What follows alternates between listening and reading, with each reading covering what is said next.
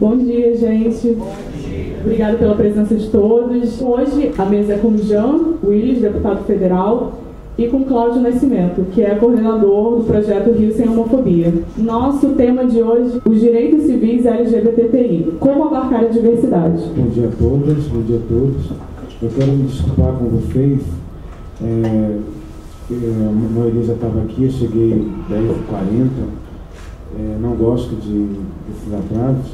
E eu e o Jean estava querendo justificar por conta, ele quer que eu falar também, mas dizer para vocês que eu me atrasei por conta de uma história pessoal, mas que eu acho que é bacana contar, que eu, depois de 25 anos de distanciamento da minha família e tudo mais, houve uma reconciliação com a minha mãe, e hoje eu fui buscar minha mãe no bairro de Austin, no Nova Iguaçu, para ela passar o final de semana comigo. E aí eu fui para lá às 5 horas da manhã, contando que saindo 6 de lá, eu chegaria 9 na minha casa e daria tempo de chegar aqui tranquilamente. Só que com todas essas chuvas, uma série de acidentes na Dutra, na Avenida Brasil, cheguei 10h05 em casa e eu falei, bom, vou ligar para os organizadores e dizer, sinto muito, não deu. Eu falei, não, vou, e de qualquer forma prestigiar o evento, que é importante. Então, peço perdão, mas foi por uma boa causa e que está trazendo para mim e para a história da minha vida um novo momento, um novo concerto, uma nova concertação também. Já podia falar também do horário, né? Só para explicar que eu me atrasei por conta eu estou vindo de São Paulo, uma atividade que eu fiz de São Paulo, e os voos, por conta da chuva, foram transferidos para o Galeão, todos os voos. Então, além de haver um atraso no pouso, houve esse deslocamento e o deslocamento do Galeão para cá. Então, eu vim de mala e cuia para o evento. Eu pretendia passar em casa, ainda trocar de roupa, mas não deu. Então, peço perdão a vocês por esse atraso. A gente controla essas questões meteorológicas.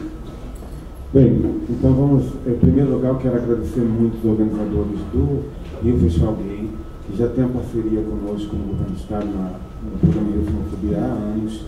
Rafael, Alexandre, toda a equipe do festival, parabéns pelo evento, por todo o processo do festival, sendo muito bem comentado na comunidade, nas mídias sociais, e para a gente é fundamental que esse patrimônio conquistado com o festival a gente possa ampliar e se tornar cada vez mais forte na cena carioca e na cena do Brasil. Então, muito obrigado pelo convite, estou aqui com muito orgulho, ainda mais dividindo essa mesa com o Jean, e também para mim também uma referência importantíssima no Congresso Nacional, uma pessoa que tem dado suor, dado seu sangue para garantir que o tema da cidadania LGBT tenha visibilidade também no Congresso, muitas das vezes com todas as dificuldades que encontra num Congresso extremamente conservador e com um grupo extremamente fundamentalista, que às vezes consegue até mais espaço, muito mais espaço que a área dos direitos humanos,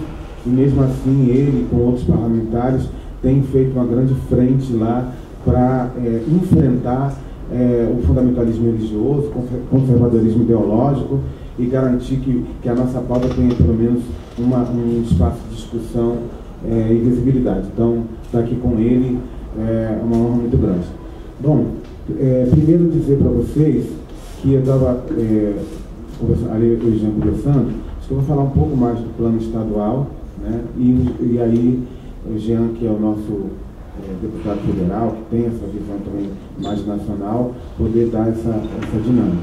Claro que vou fazer algum comentário também, mas não pretendo discorrer muito sobre os assuntos nacionais, não que eu tenha algum problema de falar sobre o governo Dilma, sobre o Congresso, sobre partidos, sobre quais posições, não tenho problema com isso, é porque eu sempre tive uma posição muito clara em relação, até mesmo o partido que eu participo, né, que é o Partido dos Trabalhadores, sempre tive uma crítica interna também nas questões LGBT, e a gente sabe o quanto ainda é difícil que a temática LGBT incorpore espaço na maioria dos partidos como um todo, porque ainda a nossa temática ainda é feita de cidadãos e cidadãs órfãos dentro do mundo da política, né? São poucos ainda que assumem um papel integral no tema.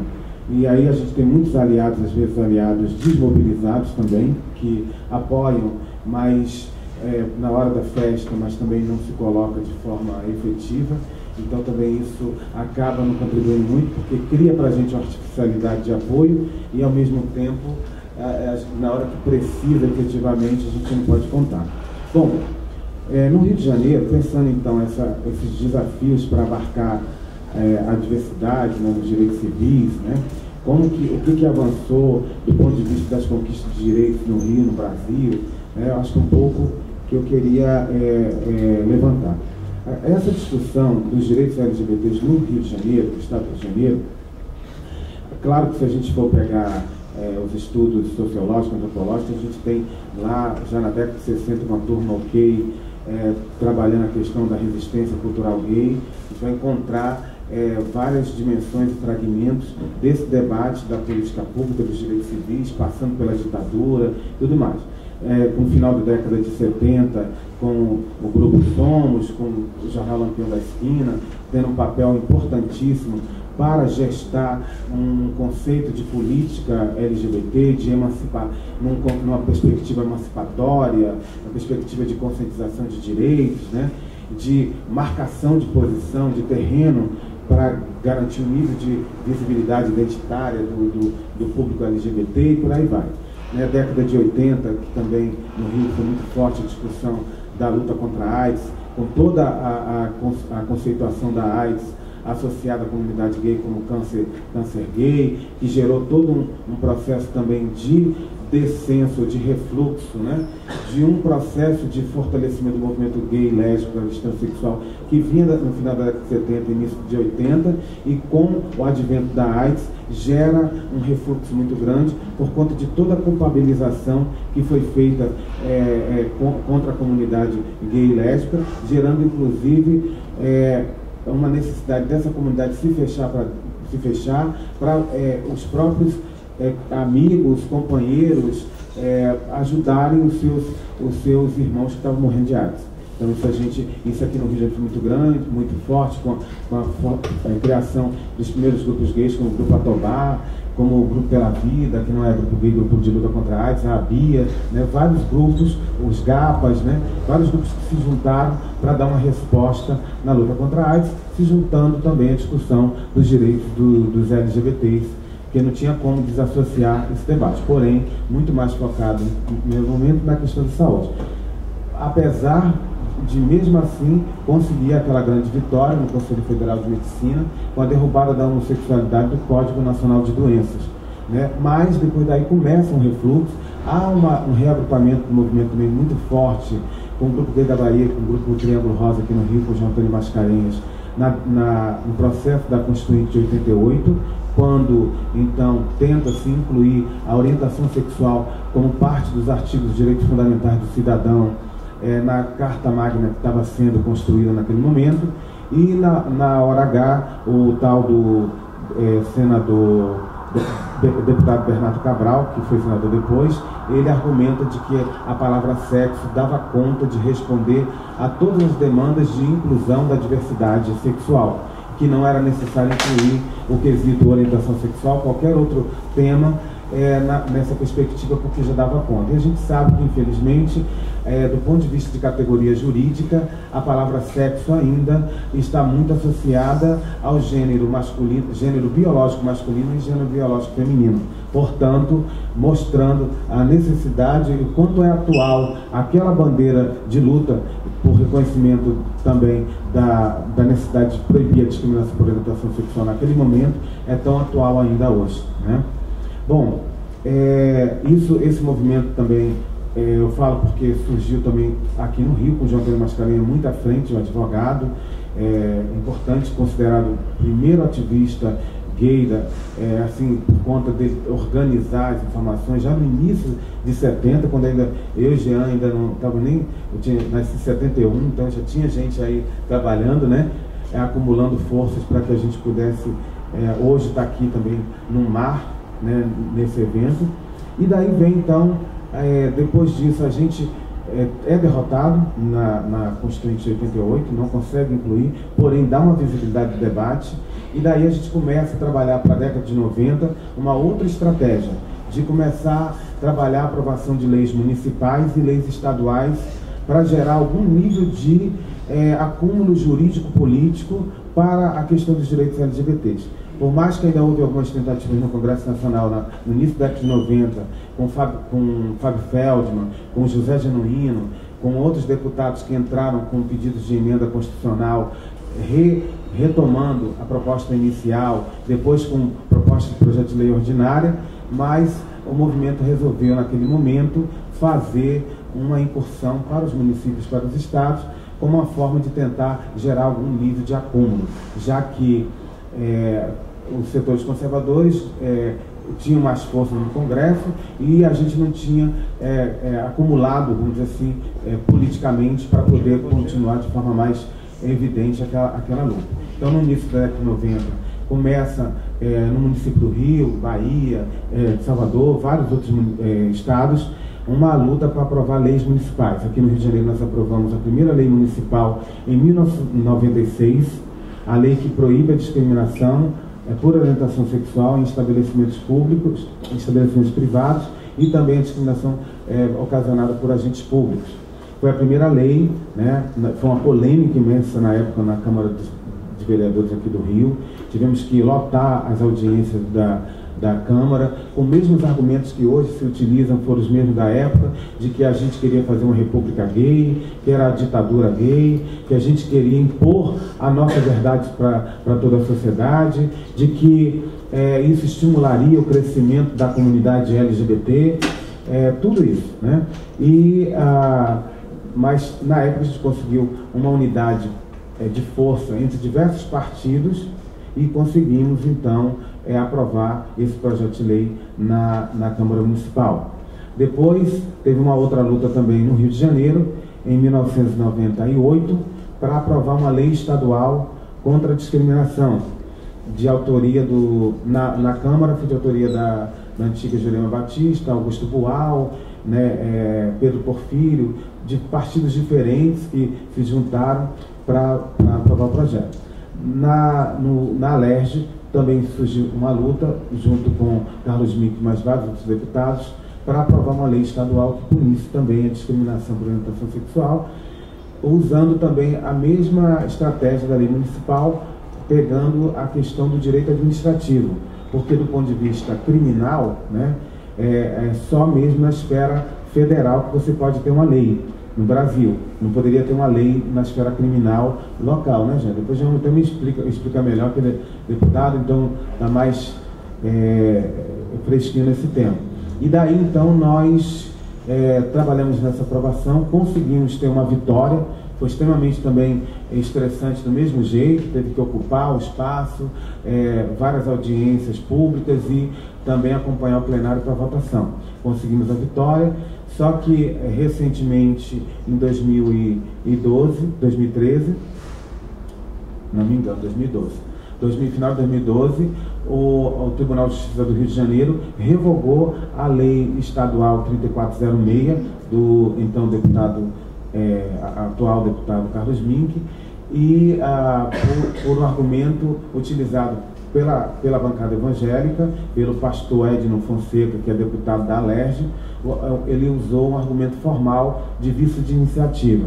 Que o vício de iniciativa é quando alguma lei deveria ser iniciativa do Executivo, que envolve funcionário público, que envolve estrutura administrativa, que tem que ser iniciativa. Não concordo com isso, acho que é uma questão que precisa ser modificada do ponto de vista da lei, mas isso acaba gerando um poder maior para o Executivo também em certas questões e limitando o papel também dos parlamentares em certos aspectos. Mas, bom, isso é outra discussão, não cabe agora dizer isso. Então, aí perdemos. Claro que a grande questão deles não foi o vício formal, só foi uma estratégia utilizada para derrubar a lei. Mas o que eles não queriam mesmo é que esse avanço, que esse direito se consolide, né? Então, quanto mais tentar gerar situações para derrotar, né, e diminuir ganhos políticos nossos, é uma estratégia já organizada dessas bancadas. No mesmo ano, foi revogada em novembro de 2012. Em novembro de 2012, o governador, então, à época, Sérgio Cabral, entrou com um novo projeto de lei, já que diziam que era uma questão de falta de vício de iniciativa, ou seja, que a lei precisava ter sido uma iniciativa do Executivo e não do Legislativo, então a comunidade LGBT, parte da comunidade LGBT, propôs ao governador, ele topou de entrar então com um projeto de lei como iniciativa do Executivo para reeditar a lei. Só que a lei está lá tramitando até hoje, já teve uma grande discussão no ano passado, em dezembro, e recebeu 117 emendas parlamentares, e é uma estratégia também que esses setores têm utilizado para obstruir qualquer projeto que avance nessas esferas. Então também é uma questão que a sociedade pode acompanhar, cobrar, é fundamental. Bom, isso então no plano de leis antidiscriminação, de leis para avançar direitos também na questão dos direitos civis de casais LGBTs. A gente viu que na época tinha uma possibilidade não de abarcar o direito civil de União-Estado para todo mundo enquanto Estado e enquanto município, mas que era possível garantir pelo menos, ou estender pelo menos esse direito do cônjuge, né, do servidor público, para também o cônjuge do mesmo sexo. Então, nós temos também, na década dos anos 2000, vitória tanto na Câmara Municipal do Rio de Janeiro, quanto na Assembleia Legislativa, para assegurar o direito de pensão para companheiros do mesmo sexo, servidores públicos estaduais. Bem, muito bonito, aprovou a lei e tal. Até isso virar algo concreto na estrutura pública, há uma distância muito grande. Passamos quase os anos 2000 todo dentro do Estado, governo anterior de Garotinho e Rosinha, sem aplicar a lei. Não teve um benefício aplicado, né? E depois, logo em 2007, também essa lei foi revogada no Tribunal de Justiça do Rio de Janeiro, que é outra discussão que eu tenho que fazer também sobre o conservadorismo ainda de setores da justiça. A gente fala bacana o papel do Supremo Tribunal Federal, bacana a iniciativa de muitos juízes apontando a questão do reconhecimento dos direitos, mas isso ainda não é uma cultura do sistema judiciário também. É um processo em disputa que a gente precisa o tempo todo estar cobrando e atuando com os aliados para avançar a luta deles e enfrentando aqueles setores conservadores. Então a lei foi revogada em 2007 e em 2007 mesmo foi apresentado um projeto de lei, já que o argumento era vício de iniciativa também dessa lei de pensão. Entramos com o projeto de lei e foi aprovada, entrou em março, foi aprovada em maio do mesmo ano. E de lá para cá, então, já tem 300 companheiros do mesmo sexo com pensão de companheiros homossexuais falecidos no sistema da Previdência Pública Estadual. Então, isso a gente tem feito um trabalho, no início foi muito difícil, até mesmo por conta do preconceito de servidores públicos nessa área, de não reconhecer os casais, de criar uma série de critérios bastante difíceis, né? Para o casal hétero tinha 2, 3 documentos para comprovar, para o casal gay tinha que provar um monte de coisa. E aí a gente entrou, interviu, pedindo para que fosse o mesmo critério da comunidade do servidor, do companheiro heterossexual. Tá, obrigado. Bem, depois disso, então, essa foi a primeira ação que a gente começou a fazer em 2007. Depois a gente instituiu, então, a criação de um programa estadual para tentar organizar um pouco mais quais eram as demandas da comunidade LGBT no campo dos direitos e no campo das políticas públicas dentro do Estado. Para isso, então, eu entendia que, ouvindo a sociedade civil, vindo o Grupo Arco-Íris, fundei a Parada do Orgulho Gay de Copacabana, eu não podia negar. A primeira coisa que eu tinha que ter como atitude era manter um diálogo permanente com a sociedade civil organizada e com a universidade, com os setores, para a gente poder construir e desenhar algumas políticas públicas que pudessem ser de consumo e desejo da própria comunidade LGBT, senão a gente estaria fazendo coisas também que não fazia sentido. Então a primeira atitude que foi feita em 2007 foi justamente criar uma Câmara Técnica do Programa Rio Sem Homofobia, onde juntou especialistas da comunidade LGBT de 3 universidades, militantes do movimento e mais representantes de diversas secretarias, educação, trabalho, que depois eu posso falar mais detalhadamente, para pensar que demandas, que necessidades eram. Bom, depois disso a gente então começa, em 2008, faz uma conferência estadual grande, com em torno de quase 2.000 participantes nas regiões do estado, para ouvir também não só a capital, que também tem um vício também muito sério, de acabar tudo ficando concentrado na capital do Rio de Janeiro e não pensar também geograficamente e culturalmente toda a problemática do estado, as dificuldades em outros lugares. A gente fez 10 conferências regionais, culminando com a conferência estadual. De lá, então, criamos, em 2009, o Conselho Estadual dos Direitos da População LGBT, onde, então, participa, isso dentro do governo do estado, participa 24 membros da sociedade civil, entre eles universidades, representantes de OABs, da OAB, do Conselho Regional de Serviço Social, Conselho Regional de Psicologia e mais especialistas de universidades, e 16 representantes do poder público. Então, que se junta uma vez por mês para fazer a avaliação da política, saber como anda, fazer a crítica, fazer a avaliação do que está bom, o que está errado, o que precisa modificar. Então, receber denúncias também e acompanhar se as denúncias estão sendo apuradas ou não. Então, esse é um papel. Em 2010, a gente criou os primeiros serviços de atendimento à população LGBT no Rio de Janeiro. Criamos o Disque Cidadania LGBT, que é um 0800 24 horas. Funciona ali no prédio central do Brasil, e vai fechar agora 5 anos de 20.000 atendimentos de telefone. Então, em torno de 30% denúncias de casos de homofobia. Então, assim, outros, busca de direitos, aconselhamento de pai, mãe que não sabe o que fazer quando descobre que o filho é gay, adolescentes gays, adolescentes lésbicas. Então, isso, a gente tem esse serviço que funciona dentro da central, com 20 teleatendentes, que funciona 24 horas lá. Fora isso, a gente criou, no mesmo ano, em 2010, o Centro de Cidadania LGBT da capital, com advogados, psicólogos e assistentes sociais, para atender demandas de discriminação, de preconceito, quanto à orientação sexual e identidade de gênero, que também inclui a perspectiva das travestis e transexuais nesse processo.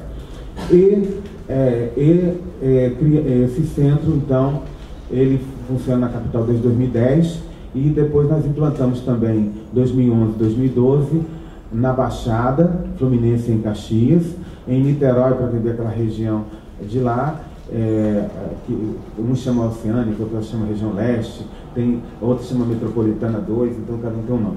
E em Friburgo, para a região serrana. Então a gente tem 4 equipamentos públicos estaduais, não é um convênio com uma ONG, que a ONG executa o projeto, nada disso. É um equipamento da estrutura da Secretaria de Estado de Assistência Social e Direitos Humanos, os profissionais, com parceria com a Universidade do Estado do Rio de Janeiro, que através do Laboratório Integrado de Diversidade Sexual, que nos dá suporte técnico para também acompanhamento de equipe, estruturação de protocolo de atendimento, avaliação de como está a qualidade do atendimento, porque também são coisas tudo muito novas que a gente está aprendendo também. Tem muita coisa que a gente acertou, tem muita coisa que a gente errou, tem muita coisa que a gente precisa aprofundar e melhorar, mas concretamente é um serviço, uma estrutura que está posta.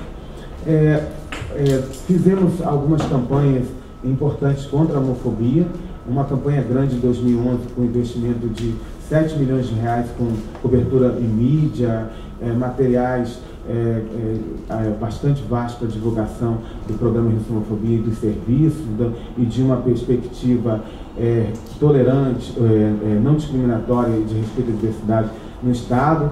Então, mas a gente viu que precisa, não pode ser só uma campanha, gente, uma campanha a cada 2 anos, 3 anos.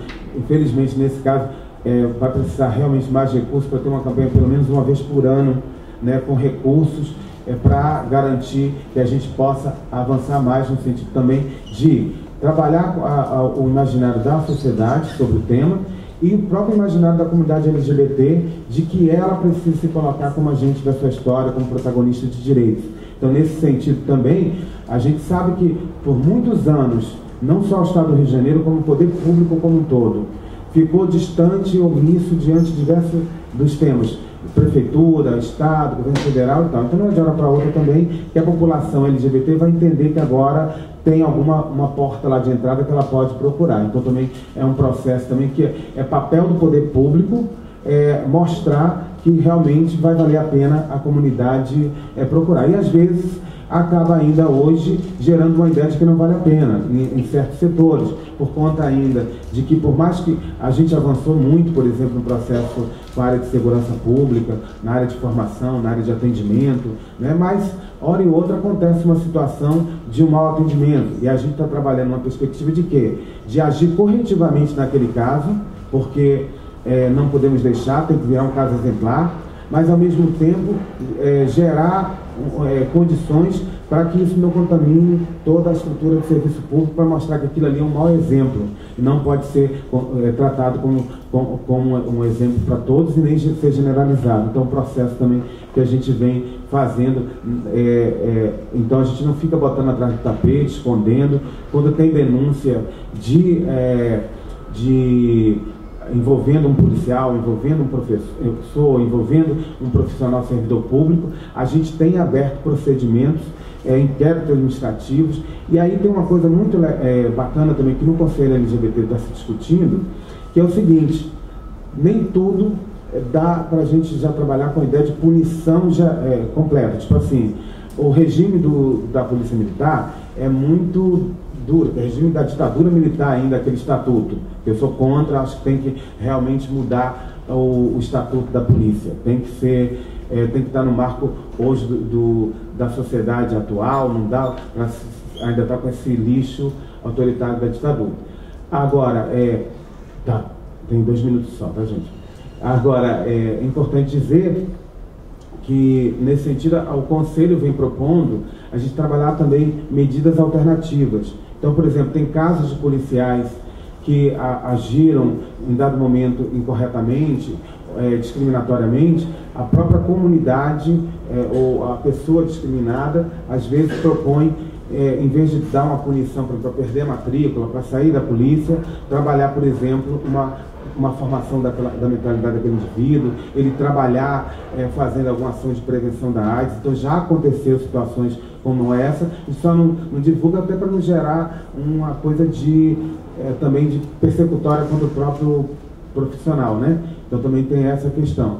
Então, trabalhando muito esse sentido, mas quando tem momentos que a gente fala assim, não dá para trabalhar medida alternativa nesse caso, mas outros a gente percebe que é importante para poder também gerar uma mudança de cultura. Por último, para terminar mesmo, assim, acho que assim, a gente aqui no Estado tem muita, a situação ainda da homofobia no Estado ainda é muito grande. Nós temos uma média que por ano passado fechou 3.000 registros no Disque Cidadania LGBT, e desses 3.000 registros, 30% são envolvendo casos de discriminação e homofobia, de variados tipos. Discriminação em casa, na escola, no trabalho, no serviço público, na rua, todo tipo de situação.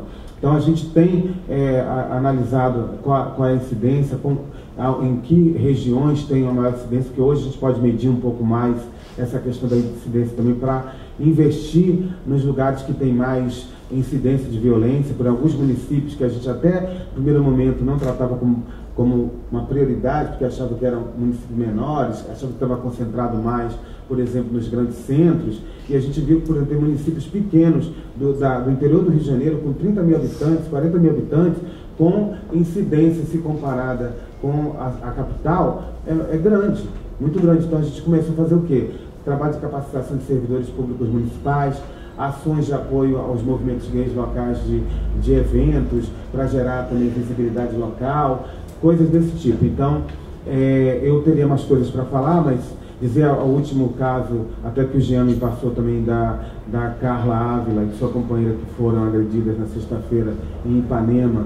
Nós, imediatamente quando nós recebemos a comunicação, a gente entrou em cena, está atendendo as companheiras desde terça-feira, com apoio jurídico, psicológico, acompanhamos na delegacia, acompanhamos no ML, teve um problema inicial no ML, depois a gente conseguiu resolver, mas E isso mostra ainda as dificuldades que se tem e que é um trabalho todo dia de matar diversos leões. Mas eu acho que a gente precisa, a minha grande preocupação agora, e aí não estou falando muito mais, o que a gente pode garantir que algum desse legado possa continuar numa futura gestão, independentemente de quem seja, né? A preocupação não está nem no campo progressista.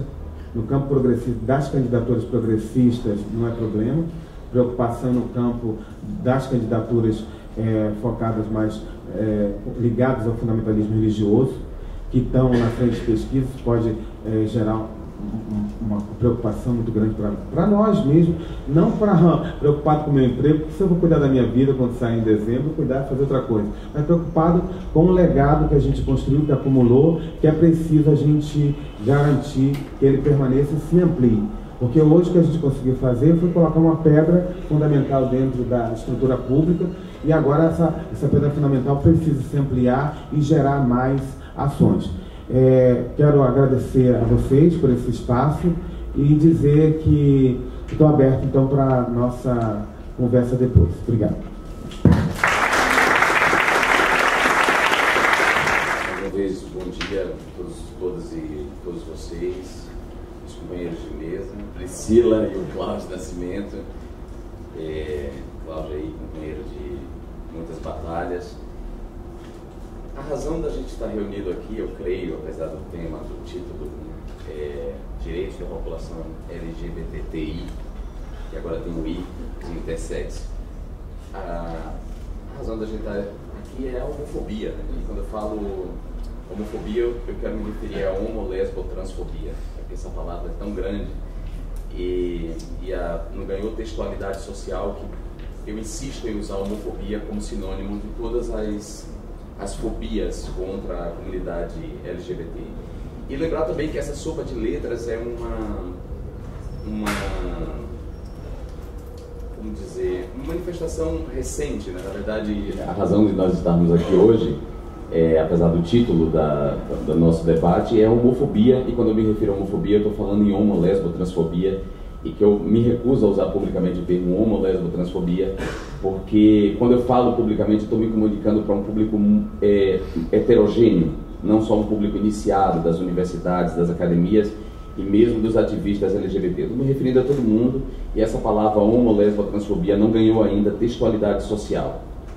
A gente ainda não conseguiu sequer distinguir, na mentalidade da maioria das pessoas, a diferença entre homo e heterossexual. Recentemente eu vi um vídeo que o repórter perguntava assim: se seu filho fosse heterossexual? A pessoa dizia: Deus me livre, imagina. Porque ela não sabe que é heterossexual, a diferença entre hétero e homo. Então, essa é a razão da gente estar aqui, né? E a homofobia é um sistema, uma estrutura. Ela é produzida, reproduzida e transmitida por diferentes instituições há muitos anos, historicamente.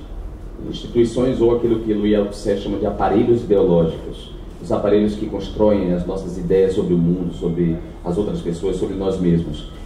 Então, a escola, a família primeiro, a igreja, as igrejas, a escola, os órgãos, o poder público, todas essas instituições produzem, reproduzem e transmitem a homofobia, de modo que o enfrentamento dessa homofobia, seja ela na sua expressão dura, a violência, né, a violência, a lesão corporal, o assassinato, seja ela na sua versão soft, se é que a gente pode chamar de soft, que é o insulto, a injúria, ou o que a gente chama de homofobia social. Nas duas versões, a homofobia ela é um sistema, uma estrutura, e ela, portanto, precisa ser sistematicamente enfrentada. Do ponto de vista político, eu não vou falar ainda do ponto de vista cultural, como é que se dá o enfrentamento cultural, e desse enfrentamento cultural da homofobia faz parte desse festival aqui. Mas do ponto de vista político, a homofobia tem que ser enfrentada pelos três poderes da República. Vocês sabem que a nossa República é sustentada em três poderes, que têm autonomia entre si e não tem hierarquia entre eles, que é o poder judiciário, o poder legislativo e o poder executivo. E esses três poderes, eles operam nos três entes da federação. Nós vivemos numa república federativa, nós temos diferentes instâncias administrativas que se relacionam entre si. O município, onde a vida da gente acontece, o Estado e a União. Então, os três poderes operam nesses três entes federados. A resposta, portanto, à homofobia, o enfrentamento tem que se dar nos três poderes, nos três entes federados, no Estado, no município, no Estado e na União. Isso torna essa resposta complexa e difícil. E difícil porque nós somos um grupo, nós pertencemos a uma comunidade difamada, nós somos um dos grupos difamados. Essas instituições que eu acabei de dizer para vocês, elas produzem, reproduzem, transmitem homofobia, e essa transmissão, essa produção, reprodução e transmissão se dá sobretudo através da difamação e da desqualificação pública da nossa comunidade. Então o enfrentamento se torna difícil e complexo, o enfrentamento político, mas ele está acontecendo a passos lentos, mas ele está acontecendo. Do ponto de vista do executivo, do poder executivo, e aí Cláudio deu um panorama do poder das ações do executivo no estado do Rio de Janeiro, com todas as dificuldades que ele sabe, apesar de todo o esforço dele, nessa superintendência, não é uma secretaria, é uma superintendência ligada a uma secretaria que tem um papel, digamos assim, de pensar as políticas públicas no âmbito do executivo no estado para a população LGBT. Então ele deu o panorama do Rio de Janeiro, que é o que nos interessa, já que estamos aqui. Mas pense, por exemplo, que nós temos outros estados compondo a União, né? E nem todo estado, aliás, eu diria que talvez o Rio de Janeiro e São Paulo sejam os estados onde tem mais políticas públicas voltadas à população LGBT. Há estados no Brasil que sequer mencionam a população LGBT nas suas políticas públicas. Se a gente pensar nos 5 mil municípios, nos mais de 5 mil municípios brasileiros, a gente vê que há uma ausência completa de política pública no âmbito do município, no que compete ao município para a população LGBT. Então, e no âmbito da União, do governo federal, em que pese os avanços simbólicos, que não são desprezíveis, a gente não pode desprezar a simbologia, por exemplo, do presidente Lula, quando presidente, ter abraçado a bandeira do arco-íris que deram para ele. Isso não tem a gente não pode desprezar o significado desse gesto de um presidente da República. Apesar dos avanços simbólicos do governo Lula, por exemplo, a realização das conferências, o documento que foi tirado, o Plano Nacional de Políticas para a População LGBT, esse plano que foi desenhado, mas que nunca saiu do papel efetivamente, quer dizer, em que pese esses avanços simbólicos, não houve avanços efetivos, alguns poucos, eu diria. E esses avanços são todos no nível da organização da população, da tentativa de organização da população LGBT, né? Não se pensa as políticas públicas de educação, cultura, saúde, transporte, moradia, levando em conta a população LGBT e outras posições de sujeito, não só a população LGBT. Então, em termos de executivo, a gente não vai muito bem, mas eu não posso dizer assim que vamos muito mal, obrigado. A gente não vai muito mal, mas a gente não vai tão bem quanto deveria. Do ponto de vista do judiciário, e Cláudio falou uma coisa certa, o judiciário, nós temos as diferentes instâncias do judiciário, os juízes de primeira instância, os desembargadores que vão para os tribunais de justiça, nós temos o Superior Tribunal de Justiça e nós temos o intérprete maior da Constituição, que é os STF. Do ponto de vista do judiciário, nós temos alguns avanços, em que pese muitos juízes conservadores, e um conservadorismo que tem aumentado, tem se feito presente no judiciário, em decisões do judiciário, nós temos alguns avanços significativos por parte do judiciário. E aí não temos uma lei que criminaliza a homofobia, que foi o que o Cláudio tocou na sua fala, mas nós temos, por exemplo, o reconhecimento da união estável, a equiparação da união estável homoafetiva às uniões estáveis entre pessoas de sexos diferentes, e posteriormente a conversão da união estável em casamento graças a uma regulamentação do Conselho Nacional de Justiça, que é um órgão do Poder Judiciário. Modéstia à parte, eu tenho muito orgulho do mandato ter cumprido um papel muito significativo nessa decisão do ministro Joaquim Barbosa, quando ele era presidente do Conselho Nacional de Justiça. Então, nós temos um avanço no judiciário e graças ao judiciário nós podemos ter alguns direitos assegurados do ponto de vista jurídico, não do ponto de vista legislativo. Aí a gente entra no poder legislativo. Poder legislativo, nós temos essa lei que foi aprovada aqui no Rio de Janeiro, no município do Rio de Janeiro, que é uma lei que pune os estabelecimentos privados que discriminem a população LGBT. Do ponto de vista do plano estadual, da Assembleia Legislativa, da Assembleia dos Deputados Estaduais, nós não temos avanço nenhum. E no Congresso Nacional nós também não temos avanço nenhum do ponto de vista legislativo. Não aprovamos nenhuma lei favorável à população LGBT. Desde 1995, quando Marta Suplicy, então deputada federal, apresentou o projeto de parceria civil entre pessoas do mesmo sexo, um projeto que caducou, óbvio, que as reivindicações da comunidade mudaram. Então, naquele momento, estávamos reivindicando a parceria civil, depois entendemos que isso era discriminatório, era um tiro no pé da nossa própria cidadania e dignidade. Avançamos para pleitear o casamento civil como os heterossexuais têm. E aí, não avançamos, do ponto de vista legislativo, não aprovamos o casamento civil, o Código Civil não foi alterado, a Constituição não foi alterada. Mas o Judiciário garantiu para a gente, através de uma decisão do Judiciário. Do ponto de vista legislativo, continuamos na mesma. Não houve avanços legislativos, mas houve avanços políticos. E a gente precisa, portanto, fazer essa distinção sempre. O papel de um legislador, seja em âmbito estadual, municipal ou federal, no meu caso federal, porque eu sou um deputado federal, atuo, embora eleito pelo Rio de Janeiro e candidato pelo Rio de Janeiro, eu atuo para a federação, para todos os entes da federação. Minha atuação implica qualquer projeto de lei que eu aprove, qualquer projeto de lei que eu desaprove, ou seja, impeça a aprovação, as consequências desse ato não se restringem ao Estado do Rio de Janeiro, mas à federação como um todo. Então essa por isso um deputado federal. Seja em âmbito municipal, estadual ou federal, cabe ao legislador dois papéis. Um, legislativo propriamente dito, quer dizer, elaborar projetos de lei, votar esses projetos, discutir esses projetos com seus pares, com os colegas. E um outro papel é um papel político, um papel de fiscal do executivo.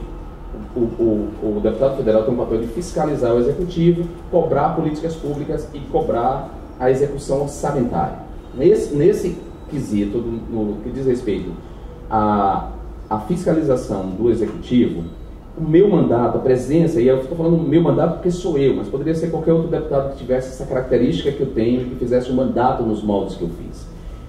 O meu mandato foi um mandato muito significativo nesse sentido, e a gente pode ver como faz uma diferença enorme quando a gente tem um representante, alguém que fale por nós, mesmo quando a gente não queira, mesmo quando a gente não saiba do assunto, mesmo que a gente não esteja inteirado, desatento, é fundamental que haja alguém falando por nós, por nossos direitos. Faz uma diferença enorme. A minha presença no Congresso Nacional resultou num avanço político muito grande para a população LGBT.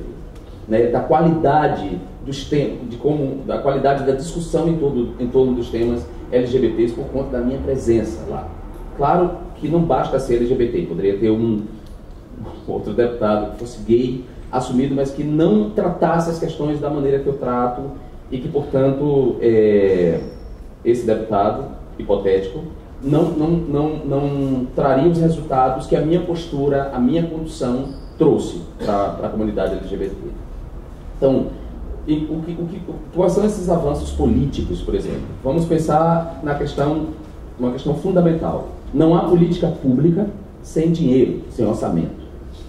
Não existe política pública sem orçamento. Então, a primeira coisa a se discutir é a questão orçamentária. Qual é o dinheiro que vai ser destinado para as políticas de direitos humanos, e aí, política de direitos humanos incluindo a política LGBT? Quais são os recursos que vão ser utilizados? Como é que vai acontecer a execução orçamentária? Quanto desses recursos vão ser destinados? Essa discussão é fundamental. E a minha presença lá, no primeiro momento, no primeiro ano, eu fiz parte da Comissão de Finanças e Tributação, que é uma das comissões mais duras do Congresso Nacional, da Câmara dos Deputados, uma comissão formada só por homens, não tem mulheres nessa comissão, como se o tema da economia não pudesse ser tratado por mulheres. Já? Nossa, eu achei que o Cláudio tinha falado tão mais que eu. Mas enfim. Os dois aqui discutem. De fala, né? Bom, eu vou tentar concluir. E quando eu entrei nessa comissão, foi um espanto geral dos deputados. Afinal de contas, o que é que ele está fazendo nessa comissão, né? Era mais ou menos isso, assim, eles diziam com os olhares, com a maneira como eles se reportavam. O subtexto era esse: como um gay ousa entrar na comissão de finanças e de tributação para tratar né, das finanças, de tratar do orçamento da União, da execução orçamentária, dos tributos, enfim. Mas eu entrei primeiro para marcar essa posição, deixar claro que não há domínios de exclusividade dos homens heterossexuais. Todos os domínios podem ser invadidos pelas mulheres e por nós homossexuais. Todos. Nós temos competência para tratar de todos os temas. Primeiro eu queria marcar isso. Depois eu queria entrar no debate mesmo em torno do orçamento, das leis que, digamos assim, as leis que regem a execução orçamentária, que são 3. A LDO, que é a Lei de Diretrizes Orçamentárias, a LOA, que é a Lei Orçamentária Anual, e o PPA, que é o Plano Plurianual. Essas 3 leis que são mandadas pelo Executivo para o Legislativo votar, elas dão as diretrizes da execução do orçamento.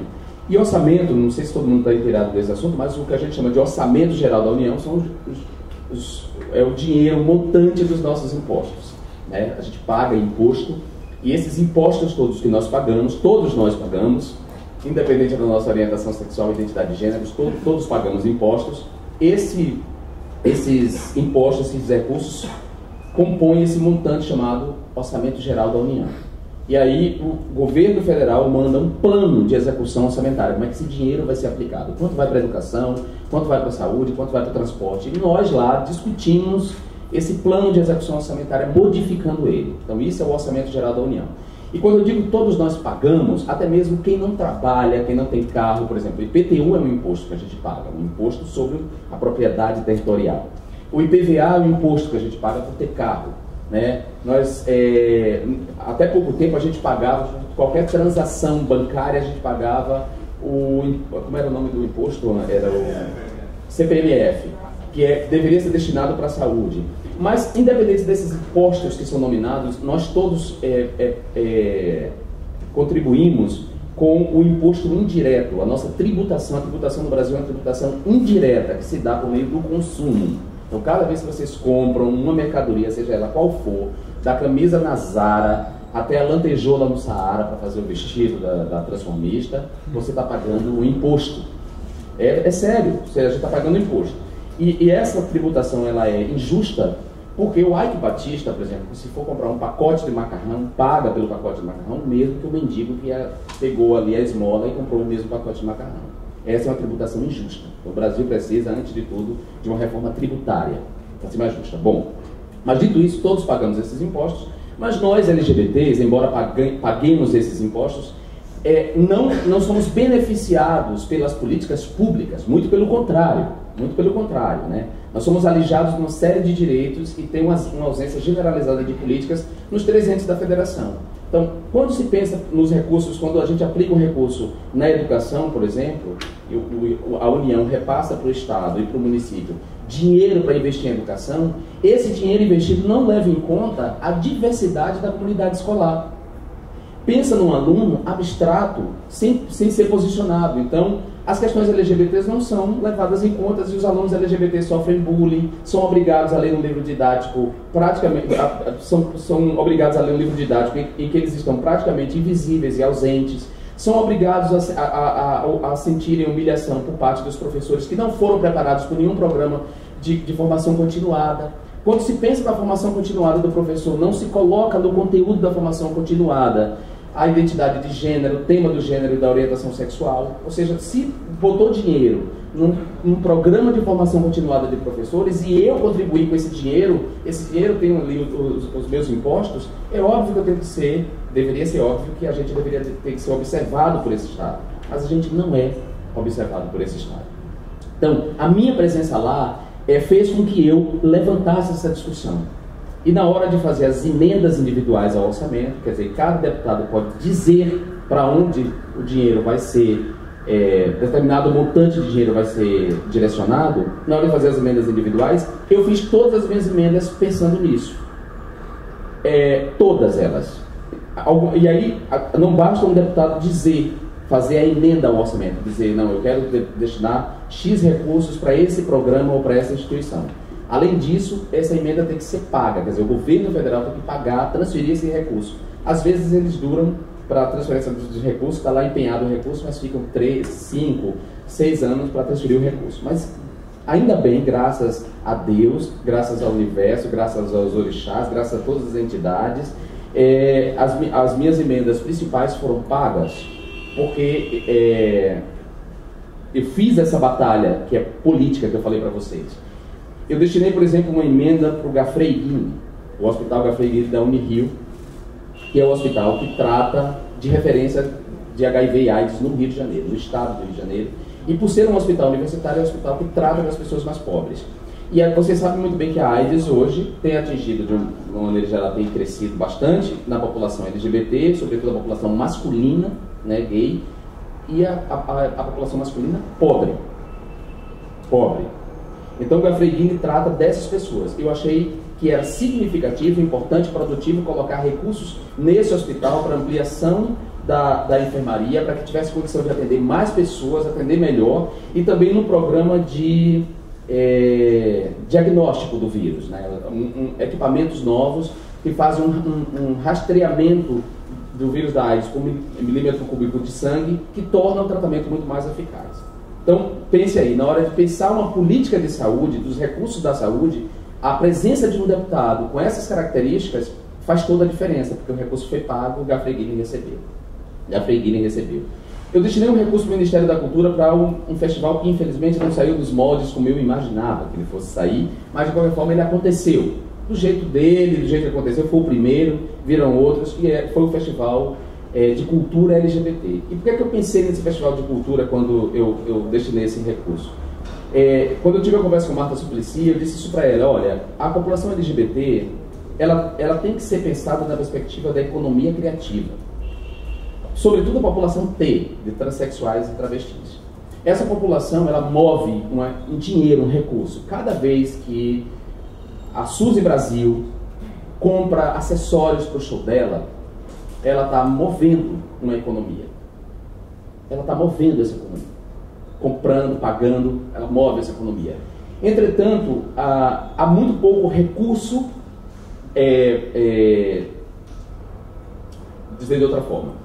Embora a Suzy seja uma artista, estou usando Suzy, mas eu poderia falar aqui em Anayola Rochá, poderia falar em outros tantos artistas da cena LGBT.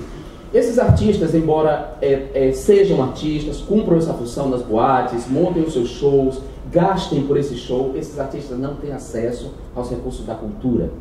Então, o orçamento da cultura no âmbito da União, do Estado e do município não contempla esses artistas. Eles não disputam esses recursos através de editais, nem através de prêmios. Não há prêmios nem editais para esses artistas. E, além disso, esses artistas movimentam a cultura através dessa economia criativa e esses recursos que eles movimentam não são devolvidos para eles em termos de fomento de cultura. Esses artistas não estão sequer no teatro e muitas vezes não são sequer considerados artistas. Então eu pensei nesse festival que era uma maneira de dar visibilidade a essa produção artística e de alguma maneira colocá-la em diálogo com a outra arte, com aquilo que a gente comumente chama de arte. Para mim, esses artistas são grandes artistas e são arte do mesmo jeito. 5 minutos, já estou terminando. Então, a gente vai abrir para o debate, de repente as pessoas podem me fazer perguntas mais nesse sentido. Então percebam, nesse sentido houve um avanço político muito grande. O meu mandato fez uma diferença enorme, fez uma diferença porque eu penso a população LGBT não só na sua condição de LGBT. Nós somos muitos, nós temos diferentes posições de sujeito.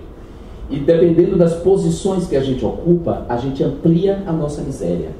Então é óbvio que eu estou levando em conta a população LGBT, mas eu penso, por exemplo, que um homem gay, branco, que mora em Ipanema, ele é vulnerável à homofobia. Mas um homem gay, negro, que mora em Braz de Pina, ou que mora mesmo na Zona Sul, mas na Rocinha, essa pessoa tem uma vulnerabilidade maior, porque as outras posições de sujeito ampliam a miséria dele. A posição de classe, pobre, a posição étnica, o fato de ser negro, né? E muitas vezes temos uma outra identidade que vulnerabiliza mais ainda, que é a identidade religiosa. Alguém que professe uma religião, por exemplo, minoritária, como as religiões de matriz africana. De modo que eu pensei o meu mandato o tempo inteiro como um mandato dos direitos humanos. A população LGBT foi incluída num guarda-chuva maior dos direitos humanos. Eu ouvi muitos ataques, muitas críticas vindos, infelizmente, da própria população, da própria comunidade LGBT, infelizmente, dizendo, por exemplo, que eu esqueci dos gays, ou que com a temática dos direitos humanos eu não dei prioridade à população LGBT. Foi exatamente o contrário. Foi para dar prioridade à população LGBT que eu articulei essa luta com outras tantas lutas, porque a gente não avança se a gente não fizer essa articulação. Se a gente não pensar as pessoas na sua pluralidade, né? Nas suas múltiplas identidades. E é fundamental entender que também essa luta não avança, e aí para concluir mesmo, se a gente não pensar na perspectiva mais ampla da luta progressista. Então não há avanço na cidadania LGBT se a gente não pensar, se a gente não articular a nossa luta com a luta das mulheres, né? Por ampliação da cidadania das mulheres, por exemplo, pela equidade de gênero, pelos direitos sexuais e reprodutivos das mulheres. Se a gente não articular essa luta, a luta LGBT com a luta mais ampla das liberdades individuais. Então, se eu estou reclamando autonomia sobre o meu corpo para modificá-lo, né, e encarnar a identidade que me deixa mais feliz, a identidade de gênero, e eu estou falando dessas pessoas transexuais, se eu quero a autonomia do meu corpo para beijar a pessoa que meu desejo aponta, me orienta, no shopping center, no teatro, eu não posso negar a autonomia de uma pessoa que está reclamando, por exemplo, a autonomia para fazer uso recreativo de uma droga que é proibida e que é reprimida, enquanto outras são liberadas. Então, por isso, a minha luta também pela legalização, regulamentação da maconha. Essa é uma luta que não tem a ver só com liberdade individual, tem a ver com segurança pública, com o número de mortes que a gente produz por causa dessa repressão, tem a ver com o número de encarceramentos que a gente produz por conta dessa repressão, tem a ver com a negação do direito às pessoas que estão com câncer e que podem fazer uso dessa droga para reduzir os danos da quimioterapia e da radioterapia, tem a ver com uma série de direitos que a gente não pode abandonar. Então, por isso, eu fiz um mandato que pensa o indivíduo nas suas diferentes posições do sujeito, incluindo aí a posição que vem com a orientação sexual e com a identidade de gênero. Muito obrigado.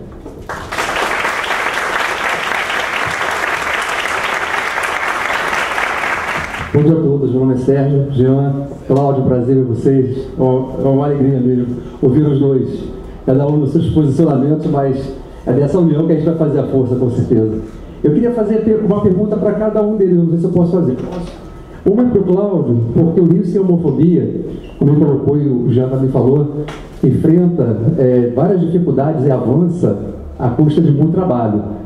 Eu fico imaginando que para a gente fazer coisas pequenas já custa tanto, imagina mexer numa estrutura dessa que o Cláudio encabeçou e não fez sozinho, claro, tem pessoas fantásticas que trabalham com ele lá.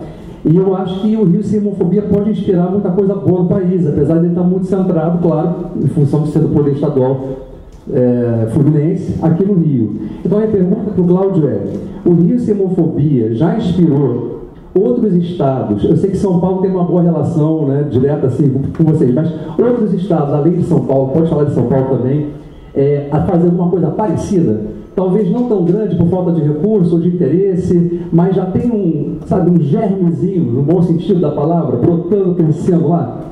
Quais são esses estados? Como é que isso anda lá? A outra coisa que eu queria perguntar para o Jean, e aqui é uma coisa que eu vou ser um pouquinho ácido nessa pergunta, Jean. Mas você sabe que eu te amo porque essa pergunta não é para te machucar. É para você poder falar talvez o que ninguém consegue entender direito. Eu queria saber como é que é a relação tua lá no Congresso, que eu admiro, sou fã. Já vi campanha eleitoral, eu da Volipita, meu blog já botou vocês lá, com o número tudo, página, etc. Eu queria saber como é que é a relação tua com os movimentos LGBT em geral. Porque o Brasil tem muita ONG LGBT, algumas delas morrendo a língua por falta de dinheiro, que as pessoas pensam que ONG é rica, né? Morrendo por falta de dinheiro, fechando, né? Mas algumas delas, se fecharem, não vão fazer falta também, porque não fedem nem cheiram. Outras delas fazem diferença, fazem coisas importantes, né? E aí colocamos inclusive a parada gay de São Paulo, né? Que tem uma ONG que trabalha, que é uma coisa fenomenal. Mas como é que é a relação com as ONGs? Porque você, às vezes, me parece isolado. Parece-me, às vezes, que você tem mais apoio de gente heterossexual, celebridades, inclusive, pensadores, que admiram o teu trabalho, acreditam no progressismo que você prega e chegam junto. E outros que ficam, não, porque eu sou do PT, o Jean é do PSOL, não vou dar o apoio que ele precisa. Eu acho isso uma babaquice, se me desculpa o termo. Porque, para mim, essa questão LGBT é suprapartidária, ela é até supranacional, né? E eu queria saber como é que você lida com isso. Por um lado, talvez se sinta um pouco traído, porque podiam chegar junto. Por outro lado, isolado. Mas tem o apoio de outras pessoas. Já vi gente que eu admiro, inclusive, por outras razões, criticando você porque você defendia a liberação da maconha, que eu acho que é justo. Defendia o direito das prostitutas como se agora homem, gay, virar uma prostituta, porque você defende o direito das prostitutas. Quer dizer, homem, para começar, não devia dar palpite nisso com outra, né? Segundo, tem os homens prostitutos também, que talvez vão entrar de alguma forma lá, mas as mulheres são vulneráveis e as travestis são vulneráveis demais, né? Então a minha pergunta é ácida para você, porque eu sei que você lida bem com isso, e talvez seja uma boa forma de você explicitar algumas coisas que você talvez de outra maneira não dissesse. Vou provocar. E para o Cláudio, essa questão, que eu acho que também vai inspirar a gente aqui saber, vai agradar. Obrigado. Bom, eu vou ser diferente dele, eu não vou ser ácido com ninguém, que eu acho que eu sou urso, então eu sou docinho. Então, primeiro para o Cláudio, eu acho que ele faz um território negro, ele fez a diferença do possível. E o Jean, não vou perguntar nada, minha pergunta é só para afirmar aqui. O Jean me representa, e o Jean me representa não é porque eu sou gay e sou urso. O Jean me representa porque ele faz a política diferenciada. E é por isso que tem tanto heterossexual que apoia ele. Graças a Deus, ou graças a qualquer Deus, ou graças a qualquer coisa, que tem um monte de gente que apoia o Jean. E esse processo eleitoral, a gente tem que fazer a diferença do Jean. O Jean, ele tem que ser campeão de voto. Ele tem que ter voto, não tem que ter 10 mil votos. Ele tem que ter 200 mil, 300 mil, 400 mil. E a gente tem que trabalhar para isso. Eu sou do movimento ambiental. E a gente, está no maior trabalho, porque a gente acredita nele. Porque quem defendeu o Código Florestal foi ele. Na hora de se colocar a favor da defesa da Mata Atlântica, das estruturas que me pertencem, quem eu sei que eu posso contar é o João Willis. Então, assim, não quero te perguntar nada, é só para te agradecer e dizer que você me representa e ainda bem que você existe. É isso.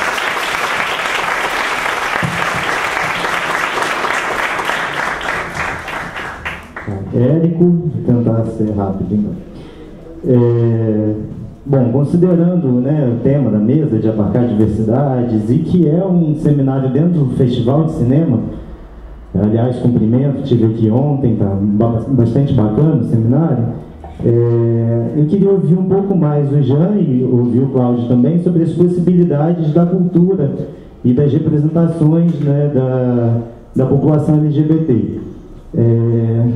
E pergunto porque as leis de incentivo, né, que são uma das principais formas de abarcar, de participar dos recursos da cultura no país, elas não são exatamente um caminho muito democrático, né?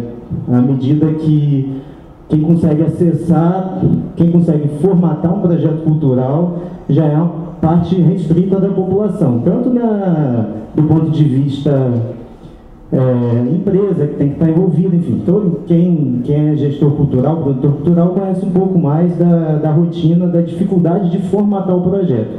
E, além disso, a aprovação do projeto ele não é a garantia da captação, à medida que a iniciativa privada tem a primazia de bater o martelo final de quais projetos financiar ou não. Então, a partir do que você já estava falando, né, e, enfim, quais são o que já temos e quais são os caminhos que vocês conseguem ver nos horizontes de ter uma maior diversidade cultural, né, considerando especificamente as populações LGBT na política cultural do Estado, do município e da União. Meu nome é Paula, eu sou professora de Ciências e Biologia da rede estadual e da rede municipal. A minha pergunta vai mais direcionada ao Cláudio, mas eu acho que o Jean também pode falar um pouco. Né? Como professora, eu trabalho numa instituição que é totalmente homofóbica, opressora em vários níveis. E a minha pergunta, que nós tivemos também um congresso de professores esse ano, direcionado também, né, no nosso sindicato, né, os profissionais de educação, nós temos poucos avanços que eu vejo no sentido de políticas também que levem em consideração a questão da educação, como trabalhar isso dentro do espaço escolar. Eu vejo que muitas ações ficam a nível individual, do professor que tem o conhecimento, que quer trabalhar isso com os alunos. E, além disso, nós temos a questão religiosa também dentro do espaço escolar. Eu tenho alunos de 7º ano que são fundamentalistas religiosos. Eles não aceitam que eu trate esse assunto dentro de sala de aula. E, mais ainda, nós temos uma cartilha que veio, se eu não me engano, não sei se é do governo federal, mas que já está dentro das escolas estaduais, né, já está sendo trabalhado com os professores de ensino religioso, que vem tirando toda essa questão do gênero, da questão da relação que a gente trabalha, né, contra a homofobia dentro da escola, e ela vem no sentido totalmente oposto, né, ela acaba com essas relações de gênero, ela acaba com toda essa identidade LGBT dentro da escola, contra o direito das mulheres, fala, tudo isso já está dentro do espaço escolar, né, apesar de a gente ter poucas ações contrárias, que são muito individuais, eu quero saber, assim, como a gente consegue, no âmbito, né, da legislação e tudo, o que está sendo feito para barrar essas ações e, além disso, que a gente consiga cursos mesmo destinados à formação de professores, que eu sinto muita falta disso. Até hoje, eu acho que eu fiz um curso só, eu já estou no magistério já há bastante tempo, e eu acho que só teve um curso que eu fiz na UERJ que tratava dessas questões, então eu sinto muita falta disso, então eu quero saber o que tem sendo feito, o que está sendo projetado em relação a isso. Deixa eu só dizer em 30 segundos que eu esqueci, porque eu fico nervoso quando pego o microfone, que eu também me orgulho muito da representação que o Jean tem, enfim, acho que isso tem que ser dito, não pode deixar de ser dito. Bom dia a todos, eu sou o Rodrigo, também sou professor e super concordo com a sua colocação. Acho que a educação realmente é um lugar que falta muito ser dito, ser pensado.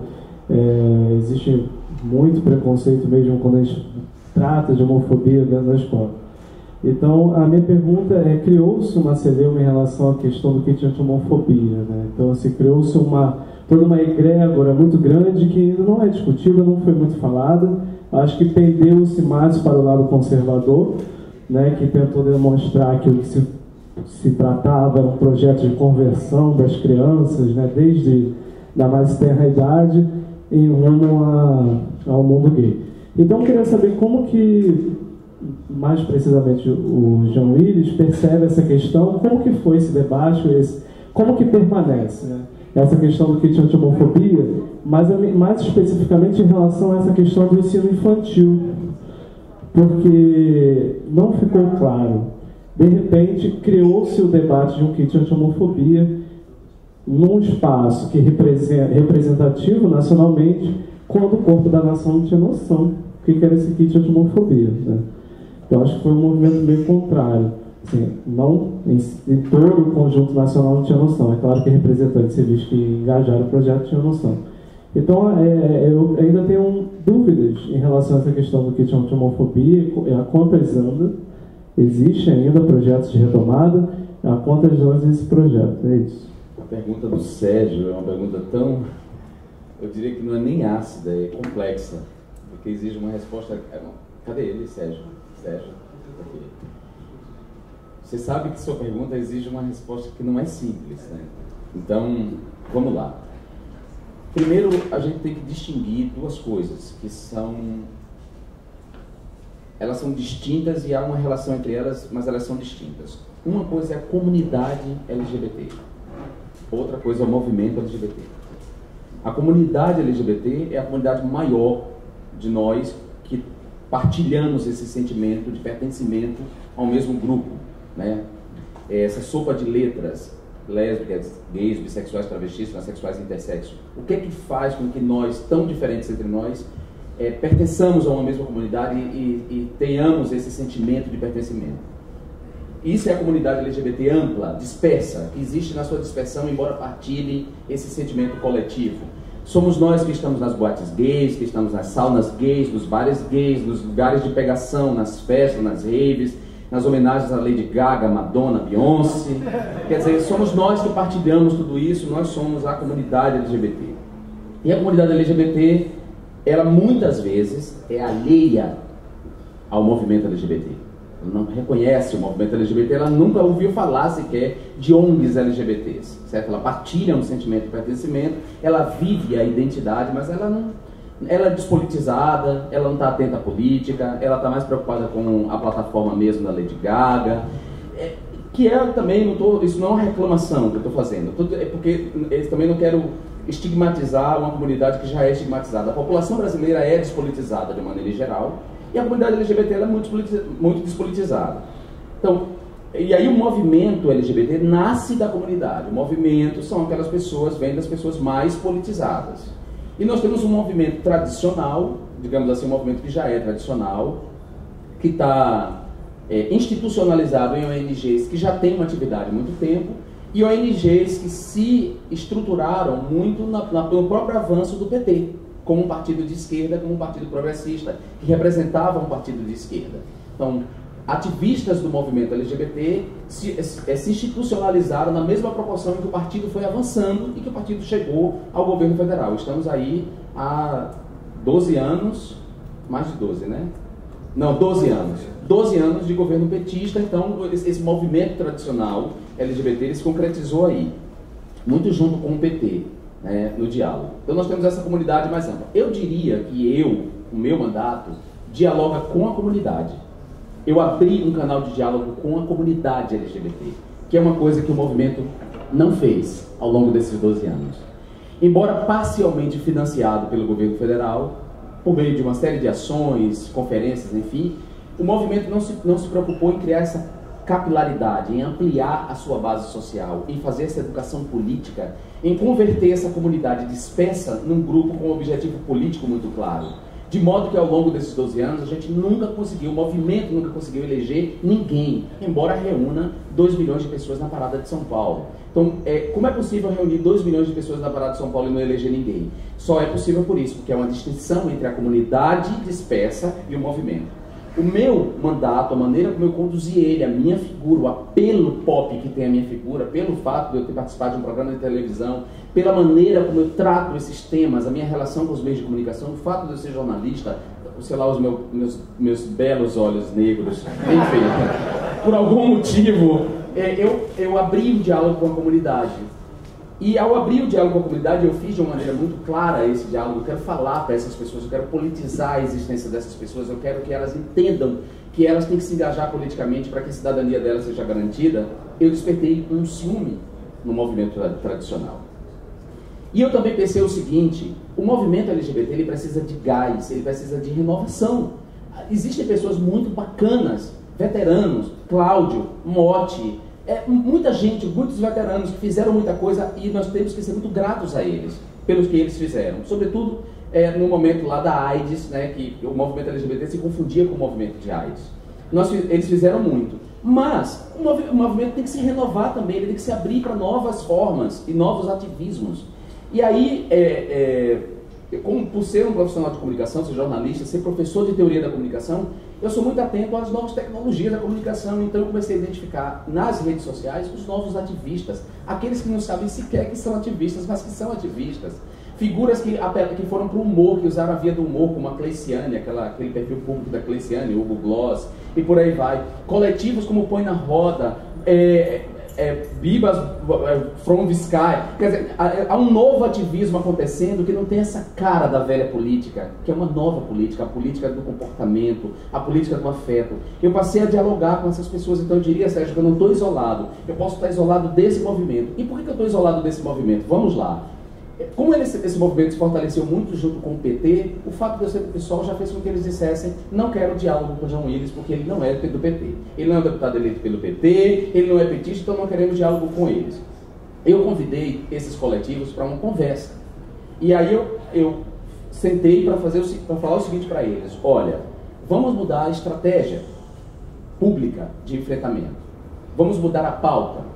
Lutamos até hoje pela criminalização da homofobia e não vamos para lugar nenhum, porque a gente não soube se colocar publicamente quais são os termos da criminalização que a gente quer. Então a gente não avançou. Vamos mudar Vamos para uma pauta positiva agora, porque a criminalização, quer queira, quer não, ela é restritiva de direitos. Vamos para uma pauta positiva. Vamos pensar no casamento igualitário, em todos os efeitos do casamento igualitário, os 100 e tantos direitos correlatos que nos são negados. Propus isso, fiz uma crítica à pauta da criminalização que eu acho necessária se fazer. Acho necessário se fazer a crítica à pauta da criminalização. Eu quero criminalização da homofobia, quero sim. Quero que os crimes, a lesão corporal, os assassinatos motivados por homofobia sejam punidos com o rigor da lei do Código Penal, prisão e tal.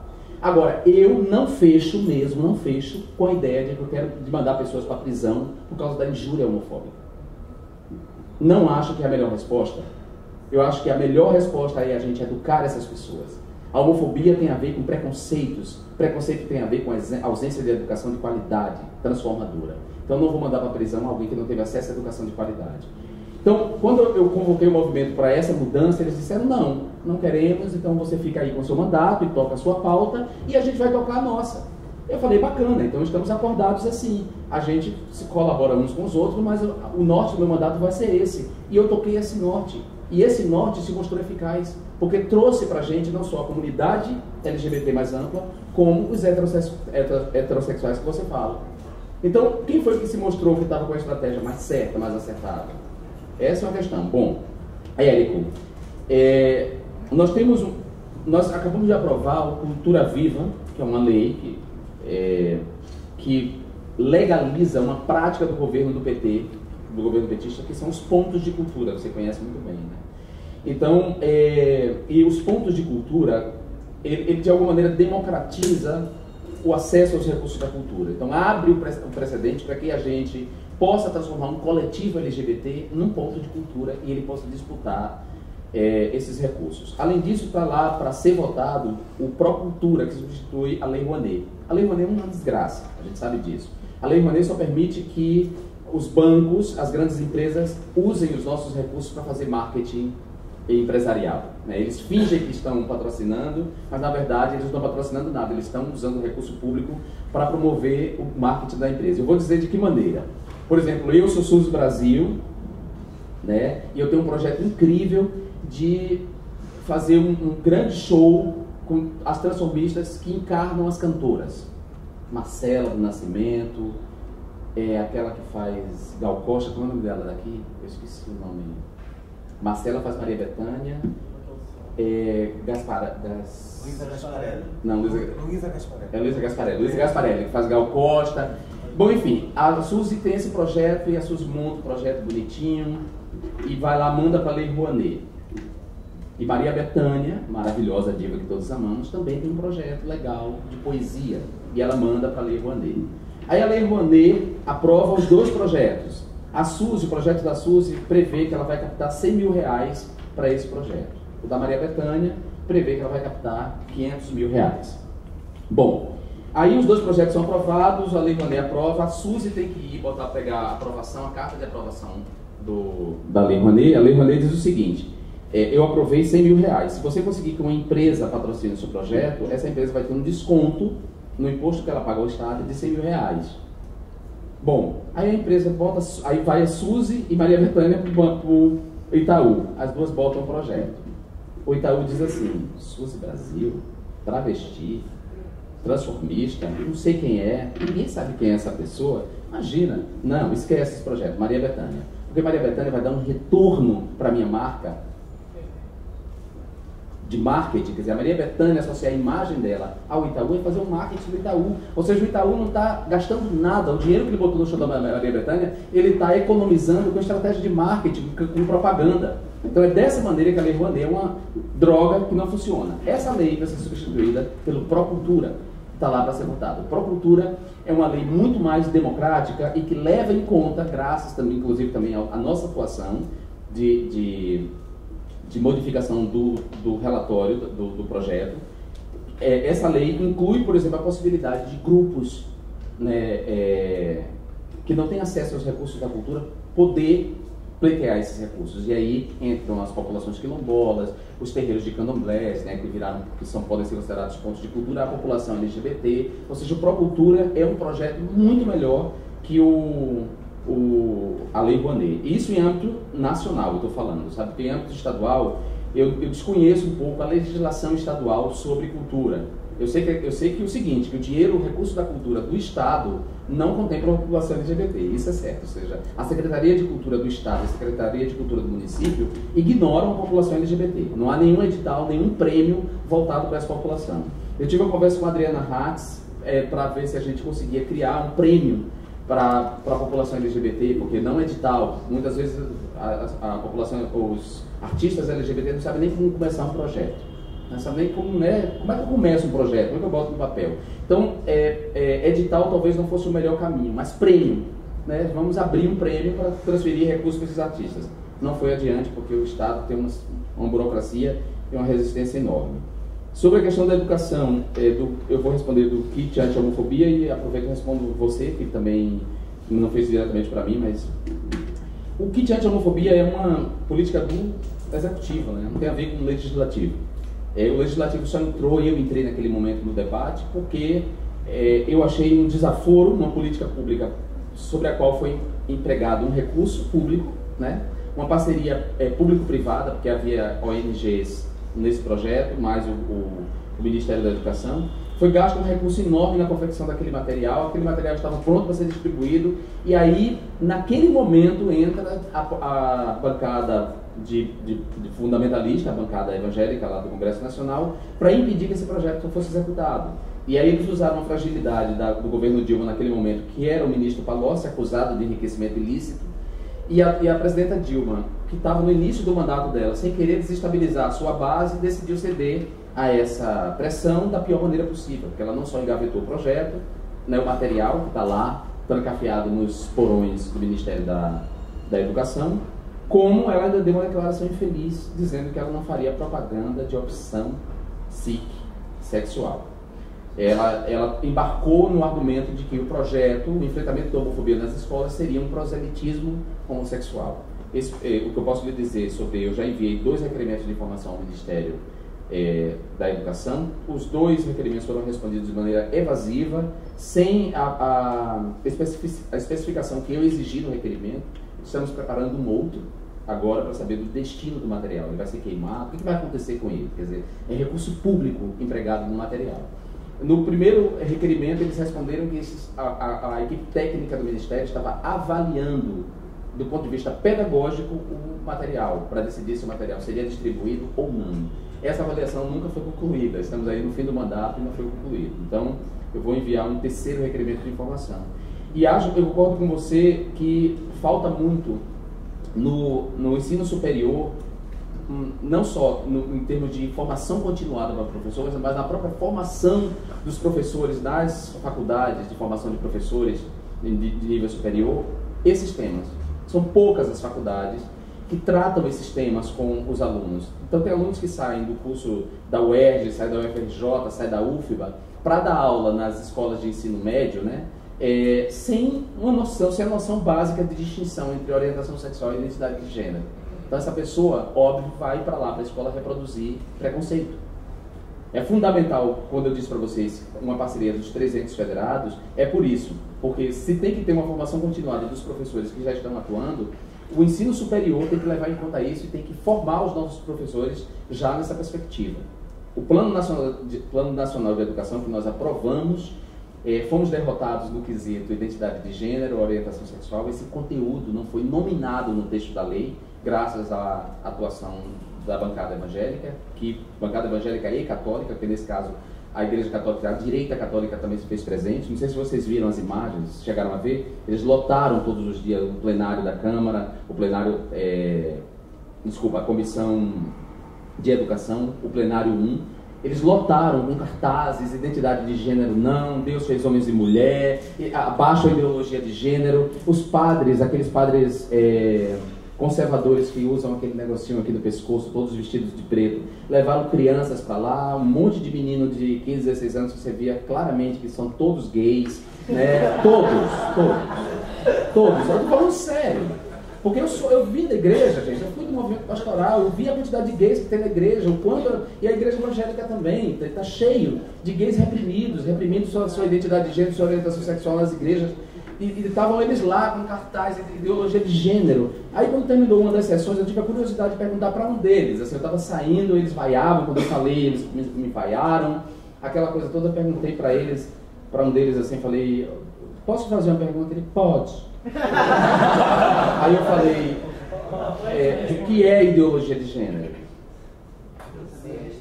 Não sabia responder o que era ideologia de gênero. Ele não sabe o que é ideologia de gênero, está sendo manipulado. Bom, enfim, fomos derrotados no Plano Nacional de Educação, esse conteúdo foi retirado, infelizmente, mas o Plano Nacional de Educação, embora não mencione, ele abre um espaço, ele como diretriz da educação nacional, ele aponta para a necessidade do ensino superior, na sua revisão curricular, incluir esses conteúdos, os conteúdos antidiscriminatórios, né, os conteúdos que levem ao bem-estar, que acrescentem ou promovam o bem-estar de populações discriminadas, posso dizer. Bom, primeiro vamos lá do Viola. Viola, com relação ao programa aqui, o Programa Estadual de Homofobia, ele tem assento na Secretaria de Estado de Assistência Social como a articuladora do programa e tem ações específicas dentro da própria secretaria e ações que são articuladas com outras secretarias, em conjunto, executadas em conjunto, ou apenas na perspectiva de acompanhamento que a outra secretaria está fazendo. Então tem diversas formas de execução e gerenciamento da política pública. Envolvida no programa tem várias áreas. É importante dizer que, por exemplo, no primeiro momento, a comunidade LGBT e setores do movimento LGBT organizado e academia apontaram para a gente uma necessidade de ter uma priorização em qual política que a gente iniciaria dentro do Estado, em qual área. E aí se colocou lá para o início de 2008 que a importância era primeiro de criar uma rede de serviços e de ações voltadas ao enfrentamento da homofobia direta, né, das situações de discriminação, assassinatos, garantir ações estratégicas que pudessem gerar uma investigação rigorosa do crime, para poder não ficar na impunidade, aspectos no sentido de atendimento à vítima da violência, estímulo à testemunha para se colocar, buscar que a polícia assuma o seu papel de investigador e garanta que a questão da orientação sexual, da identidade de gênero, não fosse um elemento para arquivar um RO, ou então não qualificar com detalhes o inquérito policial, né, e por aí vai. Atuação com o MP para também pensar qual é a esfera do MP e a responsabilidade do MP nessa área, envolvimento do judiciário e tudo mais. Então, de 2008 em diante, nós assumimos como prioridade, primeiro, articular um conjunto de ações que pudesse gerar um espaço formal de relação de setores da comunidade LGBT com o poder público estadual constituído. Porque antes ficava uma coisa informal, cada um falava uma coisa, tinha uma demanda, mas você não sabia especificamente definir qual que eram as demandas e quais que eram as prioridades para poder determinar. Segundo, depois disso a gente foi então para criar a rede de serviços, trabalhando na perspectiva da criação dos centros e do Disque Cidadania, da articulação da rede com o Ministério Público, Secretaria de Segurança. Dentro da Secretaria de Segurança é interessante pensar que também precisa trabalhar especificamente com as duas polícias, além da relação com a política de segurança, tem que trabalhar com as instituições especificamente também, porque tem vida própria, tem estrutura própria também. Então, se pensar que só trabalhar com a segurança pública enquanto gestão da política, da conta do operacional da política de segurança não dá, então é preciso trabalhar também essa relação. A questão envolvendo defensoria pública e vários órgãos. Então, fazendo um balanço rápido, assim, nós fizemos, como foi falado pelo Jean, realmente política pública sem recurso não rola. Foi um primeiro compromisso que eu exigi quando entrei no governo, foi esse. Para estar no governo do Estado executando alguma política pública para a comunidade, só podia ser consequente se tivesse algum recurso para efetivamente colocar as coisas em prática. Então, o orçamento todo ano é um orçamento pequeno, que começa com 1.400.000, né, que é o recurso para toda a política, e ao longo do período do ano eu vou brigando, lutando, buscando apoio político e tal, para ampliar o recurso, né, que até agora nós chegamos ao recurso de 3 milhões de reais, né? Mas, por exemplo, isso não dá oportunidade para a gente, por exemplo, ampliar mais política, manter o que já tem. Por exemplo, hoje nós temos envolvido nos 4 centros de cidadania LGBT e no Disque Cidadania 90 profissionais, advogados, psicólogos, assistentes sociais, sociólogos, pedagogo, galera envolvida também de educadores comunitários, a questão de telemarketing. Então tem uma estrutura técnica também, porque eu tive a preocupação de não virar também uma coisa inconsequente, panfletária dentro da gestão, porque tudo precisa mover processos administrativos, tudo tem que ter uma legalidade, uma preocupação de ver se tem admissão legal aquilo, para depois também não sofrer processo administrativo no futuro e, inclusive, a política pública também não ter um reconhecimento da própria gestão posteriormente também.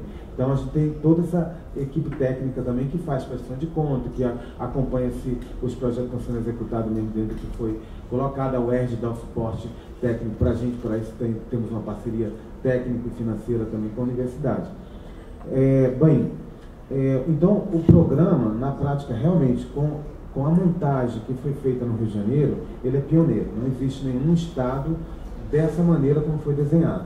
E tem a parte da elaboração e difusão da política, tem a parte da execução de serviço de atendimento direto à população LGBT, e tem a parte de gerar também níveis de articulações em alguns lugares com amplitude e em outros lugares com limitações, né, na gestação de política. Por exemplo, a avaliação que eu faço é que na área, por exemplo, de assistência social, direitos humanos e segurança pública, que são as áreas que seriam mais difíceis, assistência social por conta, eu chamo da República do Laque, da galera ligada às pastorais católicas e setores evangélicos, que estão impregnados dentro da área do serviço social, né? E que, por exemplo, a gente conseguiu implementar uma série de ações no âmbito da assistência.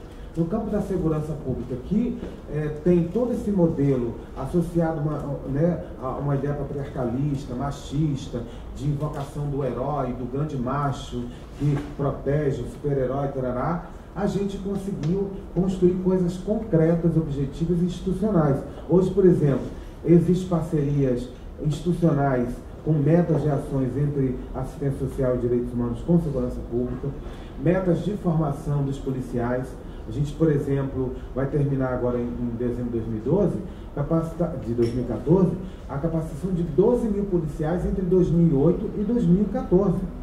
Isso assim, com a equipe pequena, a gente trabalhou com 15 profissionais ligados à universidade e tal, como instrutores, indo para os batalhões de polícia, porque a gente entendeu também que não dá para ficar tudo centralizado só na capital, tinha que ir para o interior, tinha que ir para o Grande Rio, então a gente vai para dentro dos batalhões, fazer a capacitação lá na ponta. E aí a gente traz a militância da ponta também para trazer os problemas da cidade, da região, porque também assim, senão a gente teoriza com um problema talvez que foi levantado aqui na capital, mas lá naquela cidade tem outra dinâmica, então é preciso fazer também esse lugar da aproximação também. Então, tanto a parte da formação como a parte da aproximação com a comunidade. Tem a questão da investigação. Hoje, por exemplo, a gente pode acompanhar todos os inquéritos envolvendo casos de violência homofóbica, né? No passado a gente não tinha como ter acesso ao registro de ocorrência online, né, ao vivo, a cores, não. Depois, com o passado, imprimia, mandava para a gente, mas aí já tinha passado a situação, não tinha como fazer uma retificação do registro de ocorrência para incluir algum dado novo que a vítima levantou, ou alguma situação que a gente recebeu, ou alguma incongruência que a gente tenha percebido no RO, alguma omissão que tenha sido feita da polícia, né? E daí, ontem mesmo eu estava na delegacia junto com as vítimas, vendo fita por fita, né? E isso é uma mudança nessa questão LGBT de paradigma. Antigamente era impossível a gente entrar numa repartição policial para tratar de homofobia com esse nível de reconhecimento e de respeitabilidade. Então, realmente, tem essa relação hoje que vem avançando. A questão também de pensar, por exemplo, os eventos de grande visibilidade massiva, como carnaval, como paradas do orgulho LGBT, antigamente também tinham uma visão, por exemplo, da polícia, de ir para dentro da parada, numa perspectiva ainda daquela visão de reprimir, né? E a gente conversou muitas reuniões. Hoje, por exemplo, tem anualmente reuniões internas com os organizadores de parada para sentar e pensar quais foram os problemas no ano passado, o que a gente pode avançar agora, qual a estratégia. Posso dizer, tem problemas ainda? Tem. Não sou idiota e nem ufanista, mas concretamente hoje tem canais objetivos para poder a gente avançar nesse sentido. A questão também da relação de segurança pública com os serviços de atendimento LGBT é direta hoje. Por exemplo, tem casos, por exemplo, que as pessoas são atendidas e ouvidas no próprio centro de referência da cidadania LGBT. A gente já avançou com a polícia que tem alguns casos que a vítima, por exemplo, alguns casos de Boa Noite Cinderela, que expõe demais a pessoa, né? A pessoa apanhou dentro de casa, ficou nua, amarrada, e às vezes ela não quer contar isso dentro da repartição. E hoje, por exemplo, já tem a acessibilidade, por exemplo, do inspetor ir ao centro de cidadania LGBT, ouvir e colher o depoimento da vítima dentro do próprio centro.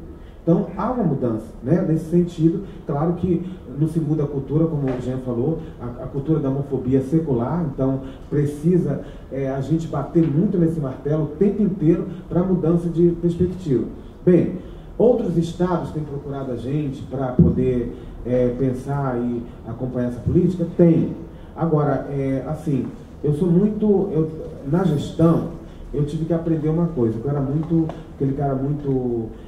gostava de dar opinião em tudo, participar de várias coisas, ir para todos os estados e tal. Só que eu aprendi uma coisa na gestão, é o seguinte: se eu não estiver ali no dia a dia, acompanhando, sabendo se as coisas que foram planejadas realmente se tornaram efetivas, virou um processo administrativo, que chegou lá no setor financeiro e pagou, que chegou no setor de controladoria e passou, sabe, todas essas que passou pela jurídica, não rola. Então eu tive que diminuir a minha presença do ponto de vista nacional, de viagens para outros estados, para poder cuidar mais da minha paróquia, no sentido assim de garantir efetivamente o compromisso que eu tinha que ter, já que eu assumi a responsabilidade de aceitar ser gestor público nessa área. Então, deixei de ser vidraça, deixei de ser SMIC para ser vidraça.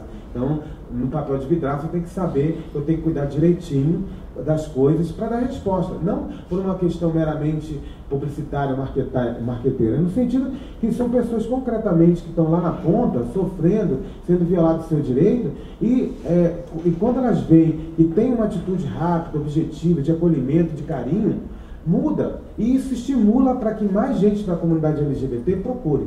Então, assim, estados que eu tenho conversado mais Ceará, Espírito Santo, Maranhão, São Paulo, Pernambuco, Bahia e Amapá.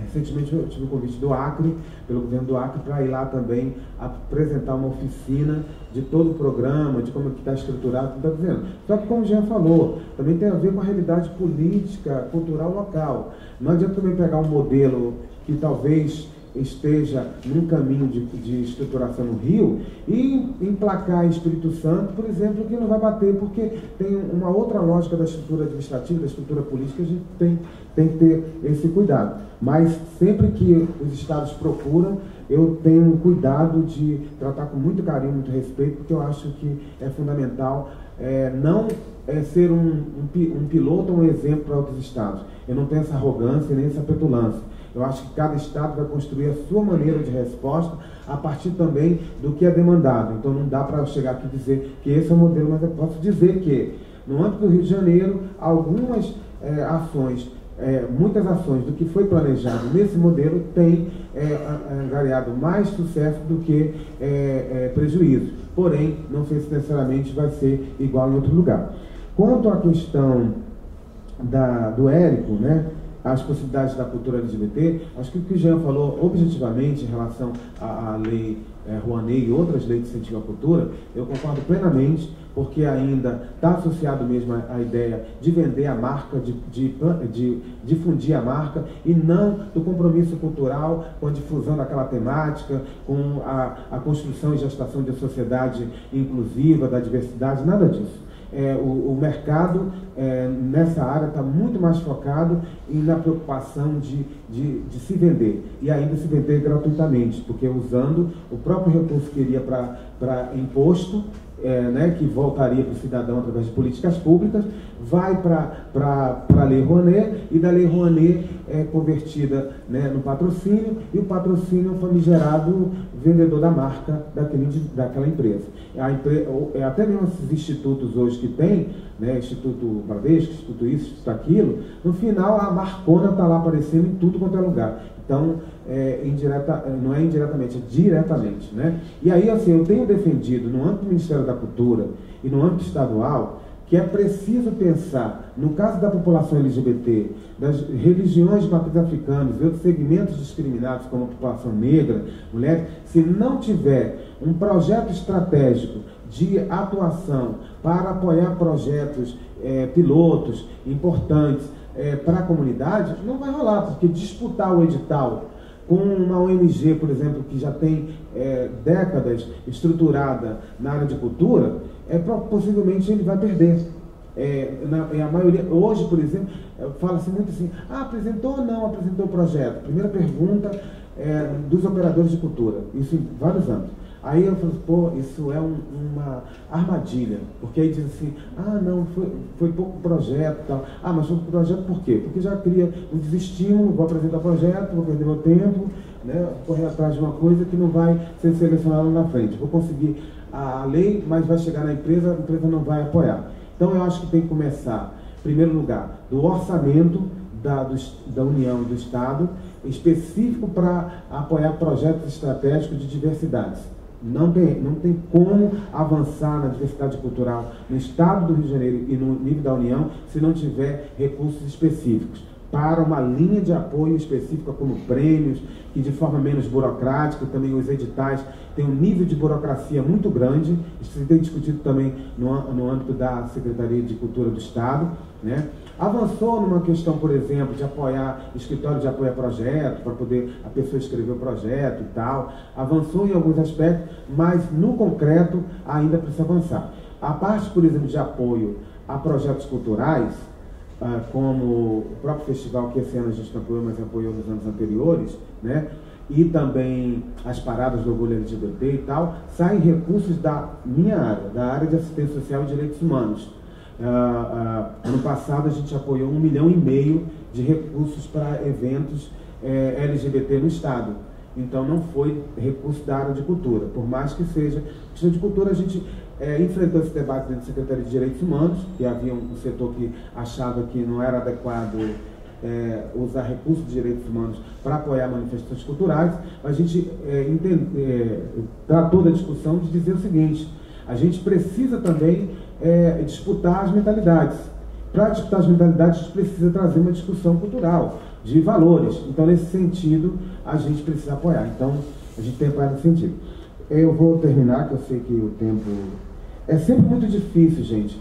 Eu e o Jean, a gente já participou de algumas mesas, a gente fica muito angustiado, porque, assim, as perguntas que vocês fazem têm um nível de profundidade, de conteúdo, que eu me sinto muito mal, porque tem hora assim, porque de não conseguir dar resposta mais de conteúdo também para vocês, vai ser um desrespeito a vocês. Então estou tentando correr para poder não deixar de responder.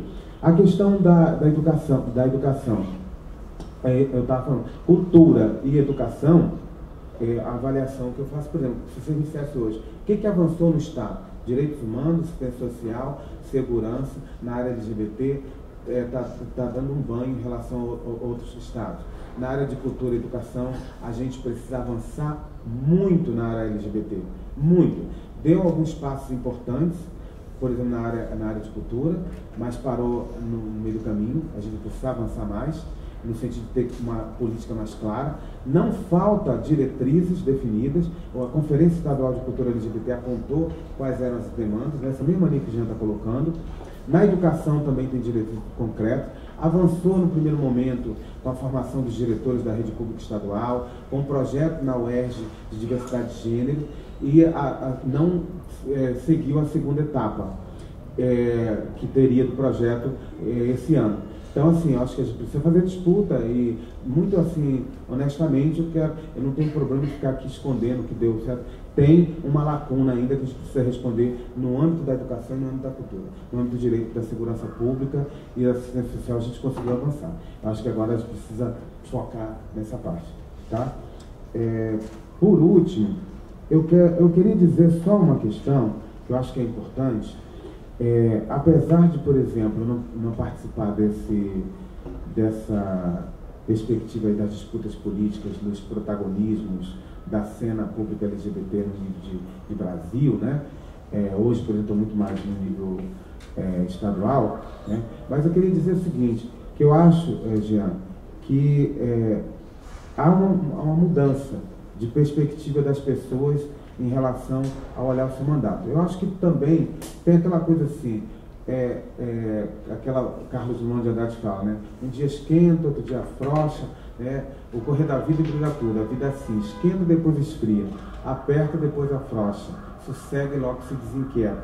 Eu acho que isso faz parte da cena quando você tem vários novos atores e que esses novos atores têm novas ideias e também, às vezes, essas novas ideias, não estou falando só de você não, estou falando de geral, não consegue também coadunar com o que já está em caminho, o acúmulo, e aí você vai, nesse movimento desigual e combinado, construindo brechas, frentes para poder superar as dificuldades. Eu acredito nessa possibilidade. Por exemplo, se me perguntassem hoje, Cláudio Nascimento, do Partido dos Trabalhadores, você no Rio de Janeiro é contra a candidatura do Jean, você diria para a comunidade LGBT, não vote no Jean? Eu diria, eu seria um idiota se eu propusesse isso. Porque não reconhecer, por exemplo, o teu papel no Congresso Nacional no mínimo, não se perceber enquanto agenda política, agenda de mudança. Até porque a gente sabe muito bem que a agenda LGBT, infelizmente, gostaria que passasse. Mas, infelizmente, não passa ainda por todos os partidos, nem pelo pessoal, nem pelo PT, nem pelos... Por quê? Porque ainda há um ranço. Na esquerda tem um ranço ainda economicista, de achar que primeiro resolve o paraíso economicista e aí no futuro a gente discute as questões culturais. E na direita a gente não precisa nem explicar. Então nós estamos entre a cruz e a caldeirinha. E aí eu vou brigar com o Jean, não, acho que a gente precisa se juntar. Por exemplo, o Jean tem me ajudado bastante em várias coisas no governo. Ele manda denúncia para mim, eu vou lá e dou resposta. Eu acho que é isso, né? Eu estou fazendo meu papel de gestor público, ele está fazendo o papel dele de parlamentar. O movimento tem o seu papel. Às vezes eu apanho do movimento LGBT dentro do estado do Rio de Janeiro. Não pense porque eu vim do movimento LGBT que o movimento LGBT vai concordar com tudo que eu penso. Tem momentos também que eu tenho que chegar e dizer, olha gente, sinto muito, aqui eu concordo, aqui eu não concordo, porque aqui eu tenho que visar a comunidade LGBT como um todo, e não só uma demanda de um grupo. Faz parte da disputa política e da cena. O que a gente precisa ver agora é como que a gente pode avançar no sentido de entender essas diferenças e como que a gente faz frente de diálogo entre essas diferenças. Eu acho que o Jean está nesse caminho, eu também estou tentando fazer isso, buscando apaziguar certos setores para que a gente avance na agenda maior.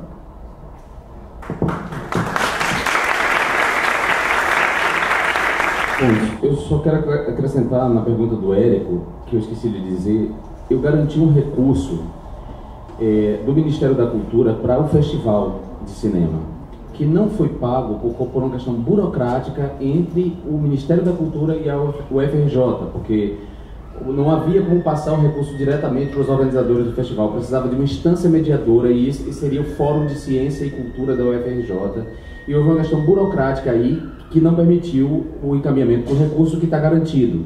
Os organizadores vão receber em outro momento, talvez para investir no próximo festival. Mas dessa conversa com o Ministério da Cultura, nasceu, eu fui lá pleitear esse recurso, né, e argumentar que se não houver um fomento por parte do Estado, esse festival, assim como os cineclubes, vão desaparecer, porque não há interesse do mercado em investir nessa temática, não há mesmo. Saiu uma ideia muito interessante que o Ministério vai pôr em prática, segundo o Ministério da Cultura, no ano que vem, que é um edital específico para o audiovisual LGBT. Então, diretores, roteiristas, produtores de cinema e audiovisual, documentário, ficção, que trabalham em curta e longa-metragem, terão um edital específico para essa temática. E, a princípio, curta, eles vão investir no curta, no formato curta, por ser melhor. E uma das vitrines dessa produção vai ser um programa que eu vou estrear em novembro, dia 13 de novembro, no Canal Brasil, canal de cinema. Chama-se Cinema em Outras Cores. E vai ser uma faixa para esse cinema, para esse audiovisual LGBT. Então, os artistas que fazem seus filmes e que põem, né, tem como canal de divulgação o YouTube ou os festivais, que não são, né, às vezes de longo alcance, terão agora no Canal Brasil uma faixa para exibição, com entrevistas com os artistas. Então, depois da exibição, a gente convida o diretor, o ator, o roteirista, ou seja, dependendo do filme, vai ser que a gente entrevista para dar visibilidade a esses artistas, para criar um espaço para o audiovisual LGBT, que é, voltando para o enfrentamento cultural. O enfrentamento cultural da homofobia passa por isso, por essas novas representações, e a gente dá espaço para esses artistas. Complementando essa questão que o Cláudio falou, eu nunca me coloquei, desde o início do mandato, fechado ao diálogo com essas instituições, com essas ONGs. Muito pelo contrário, nem nunca fui para a internet, para as redes sociais, difamar nem atacar essas pessoas. Nunca fiz isso. Eu sempre tive uma postura correta de homem público, que segue a liturgia do cargo. Sempre me coloquei à disposição e ao diálogo. Sempre convidei essas pessoas para um diálogo. Se essas pessoas fizeram uma opção por uma questão partidária, de uma identidade partidária, elas fizeram uma opção por se retirar do diálogo, por não fazer o diálogo, e mais que isso, por usar os espaços das redes sociais para me atacar, para me difamar, o problema é delas. Elas estão dando um tiro no pé. Porque eu acho que a baixa solidariedade entre nós só serve para impedir o nosso avanço na cidadania, na conquista da cidadania. A representação não é algo simples. Nem eu me arvoro, nem quero, nem me coloco como representante absoluto da comunidade LGBT. Os gays são muito diferentes, e as lésbicas também, e as transexuais também. Nós somos muito diferentes uns dos outros. E, portanto, eu não tenho nenhuma pretensão de representar essa comunidade. Eu represento questões que são minhas, porque eu sou membro dessa comunidade. Eu faço parte dela. E, ao representar questões que são minhas, tem pessoas que se identificam, tem pessoas que não se identificam. É um direito delas, né, pensar nisso. Eu só chamo a atenção para o fato de que a gente tem que se perguntar em que medida é producente a gente atacar alguém que está tocando uma política em favor do nosso coletivo. Essa é a primeira questão. Pensar nisso, né? Segundo, dar um passo além e entender que faz parte da estratégia de dominação sobre nós, impedir que a gente tenha identificação uns com os outros, né? Nós não temos heróis. Não estou me candidatando não, viu, gente? Porque o heroísmo é uma atividade mal remunerada e praticada por pessoas com tendências suicidas. Mas nós quando eu falo herói, assim, nós não produzimos essas identificações, né? A gente se identifica muito com as mulheres, com as figuras fortes, femininas, as vilãs de telenovela, de filme, as divas da música. Essa é a identificação que a gente produz. A gente raramente tem identificação com figuras públicas, assim. E isso, eu não vou entrar nessa questão aqui, a gente teria que fazer um seminário só sobre isso. Como é que a ordem da dominação masculina, essa cultura heteronormativa, faz nascer dentro de cada homossexual um anti-homossexual, num primeiro momento das suas vidas. Então isso a gente pode discutir depois. E como a gente pode desconstruir isso, elevando o nosso nível de solidariedade, de respeito mútuo e de politização. E entender que atacar, desqualificar uma figura pública que está lutando pelos seus direitos é, em última instância, dar um tiro não no pé, é na cabeça.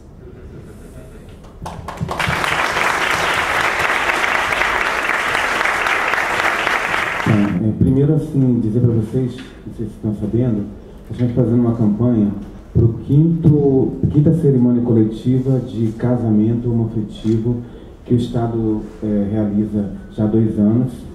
Isso foi também, é importante registrar que toda a vitória também da luta pela União Civil teve a participação do governo do Estado, quando o governador Celso Cabral, à época, apresentou a DPF 132 em 2008, que foi uma das matérias discutidas pelo STF, que decidiu a questão da União Civil em 2011, né, 5 de maio de 2011, e aí de lá para cá a gente está trabalhando agora na aplicação da lei, porque também entre ter um direito e as pessoas usarem uma diferença muito grande.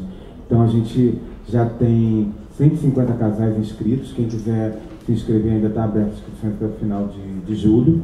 A cerimônia vai ser na 3ª semana de agosto, no Tribunal de Justiça do Rio de Janeiro. A gente também está fazendo uma parceria com o Tribunal, é importante dizer, eu fiz uma crítica inicial à Justiça geral, mas aqui tem setores da Justiça do Rio de Janeiro também que tem sido grande parceiro na questão dos direitos. Um deles é a questão do casamento. Então, quem quiser participar, está aberto. A outra, convida todo mundo que quiser nos conhecer na Central do Brasil, 7º andar, funciona de 9 às 18 horas, aberto ao público. Qualquer pessoa pode ir lá dizer, quero ir ao 7º andar, na entrada do prédio da Secretaria de Segurança e da Secretaria de Direitos Humanos, quero ir no 7º andar, conhecer o Rio Sem Homofobia. Eu tenho um grupo para recebê-los, para explicar o que é, como é o serviço, o Centro de Cidadania, e também vocês podem ir diretamente nos centros em Niterói, que está no nosso site do Rio Sem Homofobia, e de Niterói, Baixada e Serrano. Para nós é sempre um prazer receber, é importante,